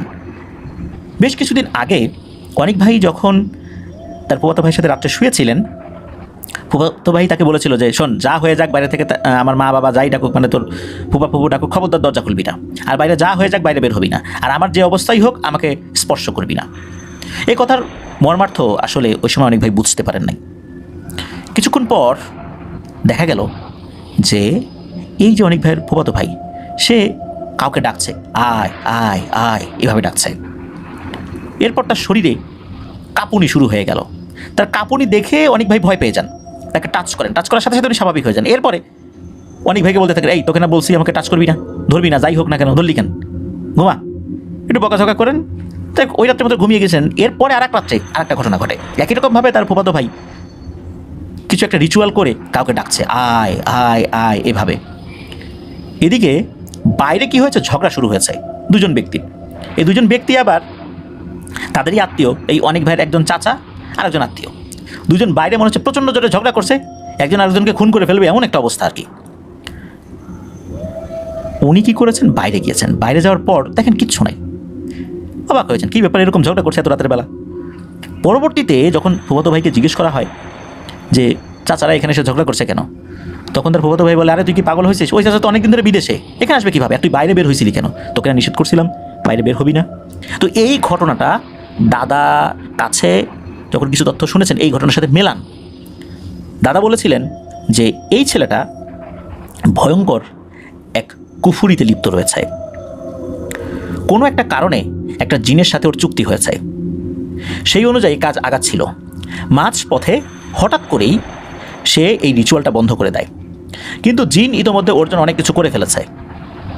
ও সফলতার দ্বার প্রান্তে চলে যাওয়ার মাঝখানে সে তার এই কর্মপদ্ধতিটা বন্ধ করে দেয়। কিন্তু জিন তো ওর কাছে চলে এসেছে, সে তো যেতে পারছে না, কারণ জিনকে একটা জিনিস দেওয়ার কথা ছিল, সেই জিনিসটাও ও জিনকে দিচ্ছে না, জিনকে ঘোরাচ্ছে, জিন ওর পিছনে ঘুরছে, কারণ এটা ছাড়া ওই জিনটা যেতে পারবে না। আর দাদা এটাও বলেন যে যখন এই অনেক ভাই এবং তার ফুফাতো ভাই মাছ ধরার জন্য যাচ্ছিলেন ওই হিজল গাছের ওই দিকটাতে, তখন দাদা তার বিশ্বস্ত এক ভালো জিনকে তাদের পাহারার জন্য পাঠিয়ে দেন। কিন্তু প্রতিমধ্যেই ঘটে এক দুর্ঘটনা। ওখানে গজার মাছ রূপী একটা ভয়ঙ্কর পিশাচ শ্রেণীর জিনকে আঘাত করে বসে। ফলে ওই পিশাচ শ্রেণীর জিনটা কী করেছে, এই দুইজনকে মেরে ফেলার জন্য এক মায়াজাল সৃষ্টি করে অনেক দূরে নিয়ে গেছে। ওই যে ভালো জিনটা সে কোনো উপকার করতে পারছিল না, কারণ হচ্ছে ওই গজার মাছের আঁশগুলো তাদের সাথে ছিল। যখন ওই ট্যাটা আর ওই আঁশ পানিতে ফেলে দিয়েছে, ওই ব্যাগটাও ফেলে দিয়েছে যেটার মধ্যে আসছিল, তখন মূলত ওই জিনটা ওখানে নৌকা নিয়ে হাজির হয়ে যায়, আর সাথে সাথে ওখান থেকে তাদেরকে এই জায়গা পর্যন্ত নিয়ে আসে। এই যাত্রায় তারা বেঁচে গিয়েছে। দাদা এটাও বলেন যে আমি দেখছি ওর কী করা যায়, কীভাবে ওকে ভালো পথে ফেরত আনা যায়। ওই রাত্রে তো অনেক ভাই তার বাড়িতে চলে যান। পরের দিন থেকে দেখা যায় যে তার ফুফাতো ভাইয়ের হাত একদম অকেজো হয়ে গেছে, ডান হাত, যেই হাতটা দিয়ে ট্যাটা নিক্ষেপ করেছিল, একদম অকেজো, মানে কোনো রকম শক্তি সেই হাতে নাই। দাদা চিকিৎসা শুরু করেন। দাদা বলে দিয়েছিলেন 21 দিন পর আস্তে আস্তে হাতটা স্বাভাবিক হবে। দাদা নির্দিষ্ট কিছু পদ্ধতি অবলম্বন করে ঝাড়ফুঁক করতেন। আস্তে আস্তে সেই হাতটা স্বাভাবিক হলেও এখন পর্যন্ত পরিপূর্ণভাবে সেই হাতের শক্তি সেই ফুফাতো ভাই ফেরত পান নাই। উনি এখন নামাজ কালাম পড়েন, প্র্যাকটিসিং মুসলিম হয়ে গেছেন। দাদাকে জিজ্ঞেস করা হলেও দাদা এই বিষয়ে কোনো উত্তর অনেক ভাইকে দিতেন না। অনেক ভাই যখন তার ফুফাতো ভাইকে বলতেন যে তুমি কিভাবে আবার ঠিক পথে ফেরত আসলা, কিভাবে তোমার সাথে থাকা ওই জিনটাকে মুক্ত করা হলো, কোন পদ্ধতিতে, এটা আমাকে বলো, তখন ওই ফুফাতো ভাই বলতেন যে আমি অনেক ভুলের মধ্যে ছিলাম, অনেক ভুল করেছি, পাপ করেছি, আল্লাহর কাছে ক্ষমা চেয়েছি। আর যে পদ্ধতিতে দাদা ওই জিনটাকে আমার থেকে মুক্ত করেছেন এই পদ্ধতিটা বলা যাবে না, কিভাবে কি হলো এটা বলা যাবে না, এই বিষয়ে আমাকে কোনো প্রশ্ন করো না। যদিও বা উনি প্রশ্ন করতে নিষেধ করতেন, তারপর অনেক ভাই প্রশ্ন করলেও উনি এই একটা উত্তর দিয়েই এড়িয়ে যেতেন যে এই বিষয়ে কোনো কথা বলা যাবে না। আসলে কি হয়েছিল, কিভাবে ওই জিনটাকে মুক্তি দেওয়া হয়েছিল, এই বিষয়টা রহস্যই রয়ে গেছে। এটা দাদা জানেন, আর হচ্ছে অনেক ভাইয়ের ফুফাতো ভাই জানেন। ফুফাতো ভাই যে কাজটি করেছিলেন এর ফলে ভয়ঙ্কর বিপদ এই অনেক ভাইয়ের উপরও নেমে আসতে পারত, কিন্তু আল্লাহর অশেষ রহমতে দাদার বিশেষ কিছু রুকিয়ার কারণে এই বিপদ থেকে ওনারা রক্ষা পেয়েছিলেন। আর ওনার ফুফাতো ভাইও সৎ পথে ফেরত আসতে পেরেছিলেন আলহামদুলিল্লাহ। কারণ এই পথে যারা একবার যায় এরা সহজে কিন্তু ফেরত আসতে পারে না। এই পথে এমন এমন মোহ থাকে, এমন এমন শক্তি থাকে, এই শক্তির মোহে যদি একবার পড়ে যাওয়া যায় তাহলে সেখান থেকে আর বের হতে ইচ্ছা করে না। কিন্তু একটা সময় এসে সব কিছুরই সমাপ্তি ঘটে, ভয়ঙ্কর সমাপ্তি ঘটে। তবে এখানে এসে বেশ ভালো একটা সমাপ্তি ঘটেছে আলহামদুলিল্লাহ। প্রিয় লিসেনার্স, আজকের এপিসোড এই পর্যন্তই ছিল। এপিসোডগুলো ছোট হয়ে যাচ্ছে অনেকেই বলছেন, আমি বারবার বলেছি আসলে এপিসোড ছোট হবে না বড় হবে এটা নির্ভর করবে আপনাদের পাঠানো ঘটনাবলীর উপরে। ঘটনাবলী যদি ছোট থাকে তাহলে আমরাও এপিসোড ছোটই করতে বাধ্য, কারণ আমরা 5 মিনিট একটা ঘটনা টেনে টুনে 20 মিনিট করতে চাই না। প্রিয় লিসেনার্স, আপনারা ঘটনা পাঠাবেন আর সত্য ভয়ের ঘটনাই পাঠাবেন, এটাই বিশেষ করে অনুরোধ করছি। কিছু কিছু ঘটনা আমরা সিলেক্ট করি না, অনেকে পাঠান। ধরুন যে কেউ রাতের বেলা রাস্তা দিয়ে হেঁটে যাচ্ছে, তার মধ্যে একটা অস্বাভাবিক অনুভূতি হলো। আসলে সেই অস্বাভাবিক অনুভূতিটা কেন হয়েছিল, উনি কোনো কিছু দেখেছিলেন কিনা এটাও বলতে পারেন না। সর্বোচ্চ 1 মিনিট, এই যে আমি যেটা বললাম ঠিক এরকমই 1 মিনিটের সাথে বলতে পারি যে এরকম একটা সময় ছিল, এত সাল ছিল, রাতে কয়টা বাজে, এরকম একটা অনুভূতি হয়েছে। এটা 1 মিনিটের উপরে হবে না। তো এই ধরনের ঘটনা যদি কেউ পাঠায় সেক্ষেত্রে সেই ঘটনা সত্য হলে আমরা সিলেক্ট করতে পারি না, কারণ আমাদের লিসেনারদের কথা মাথায় রাখতে হয়। কারণ হচ্ছে 1 মিনিট একটি ঘটনা, এরকম ঘটনা যদি আমাদের 6টা ঘটনার মধ্যে 2টোও থাকে তাহলে সেই এপিসোডটা কতটুকু ছোট হবে, যেখানে আমাদের প্রিয় লিসেনাররা সারা সপ্তাহ অপেক্ষা করেন বৃহস্পতিবারের জন্য, একটা দীর্ঘ এপিসোডের জন্য। এই কারণে কিছু কিছু ঘটনা, সেই ঘটনার কোনো ফ্যাক্ট অ্যান্ড ফিগার যদি আমরা না পাই সেই ঘটনাগুলো আমরা সিলেক্ট করি না। যেই ঘটনাগুলোতে স্পর্শকাতর কিছু বিষয় থাকে, কাউকে হেয় করা হয়, ধর্মীয় অনুভূতিতে আঘাত হানতে পারে এমন কোনো স্পর্শকাতর বিষয় থাকে, সেই ঘটনাগুলো আমরা এড়িয়ে যাই। এই জন্য আমরাও বলি যে এই ধরনের ঘটনা আপনারা পাঠাবেন না, এই ধরনের ঘটনাগুলো আমরা সিলেক্ট করি না। কারণ আমরা প্রচারের একটা নীতিমালা রয়েছে সরকারি, সেটা ফলো করার চেষ্টা করি। সবসময় পারি বিষয়টা এরকম না, তবে আমরা সর্বোচ্চ চেষ্টা করি। এছাড়া সামাজিক এবং ধর্মীয় দায়বদ্ধতা কিন্তু আমাদের রয়েছে। সব কিছু আইন দিয়ে বিচার করা যায় না, মূল্যবোধ থেকেও অনেক কিছু আমাদেরকে বিচার করতে হয়। এই জন্য এমন ধরনের ঘটনা আমরা না পাঠানোর অনুরোধ করি। আর ঘটনা পাঠানোর পর আমাদের একটা সময় লাগে সেটা প্রচারের তারিখ পর্যন্ত নিয়ে আসতে, বা প্রচারিত হওয়ার সময় পর্যন্ত একটা প্রসেসের মধ্যে দিয়ে আসতে হয়। এই জন্য ঘটনা পাঠানোর পর বেশ একটা লম্বা সময় আমরা নিয়ে থাকি। আর এটা সিরিয়ালি আমাদেরকে করতে হয়, কারণ একজন ঘটনা পাঠানোর পরপরই আমাদেরকে ইমেল করতে থাকেন যে ভাই আমার ঘটনাটা প্রচারিত হলো না কেন, অথচ তার 2 মাস আগে আরেকজন ঘটনা পাঠিয়ে রেখেছেন। আমরা সিরিয়ালি সেই ঘটনাগুলো পড়ে যাই। সিরিয়াল এলোমেলো করলেই কারো ঘটনা বাদ পড়ে যেতে পারে। এই জন্য আমরা সেভাবেই আগাতে থাকি। আলহামদুলিল্লাহ আপনাদের কাছ থেকে আমরা অনেক ঘটনা পাই। আপনারা ঘটনা পাঠানো বন্ধ করবেন না, আর এতটুকু সময় আমাদেরকে দিবেন অবশ্যই। ঘটনা পাঠানোর সাথে সাথে আমরা প্রচার করতে পারি না, কারণ আপনার পাঠানো ঘটনার আগে আরও অনেক লিসেনার ঘটনা পাঠিয়ে রেখেছেন, তাদেরগুলো আমাদেরকে পড়ে সামনে আগাতে হয়। এই অক্ষমতাটা আমাদের ক্ষমা সুন্দর দৃষ্টিতে দেখবেন, কারণ যদি আমরা পাঠানোর সাথে সাথে সেটাকে প্রচারের চেষ্টা করি তাহলে অনেকের ঘটনা বাদ পড়ে যাবে, তাদের উপর অবিচার করা হবে। এই জন্য এটা আমরা করতে পারি না, এই জন্যই আমাদের সময়টা একটু বেশি লাগে। প্রিয় লিসেনার্স, বিদায় নিচ্ছি। আগামীকাল ভয়ের শিহরণ বইয়ের আরও একটি ঘটনা নিয়ে ইনশাল্লাহ হাজির হচ্ছি। সবাই ভালো থাকবেন, সুস্থ থাকবেন।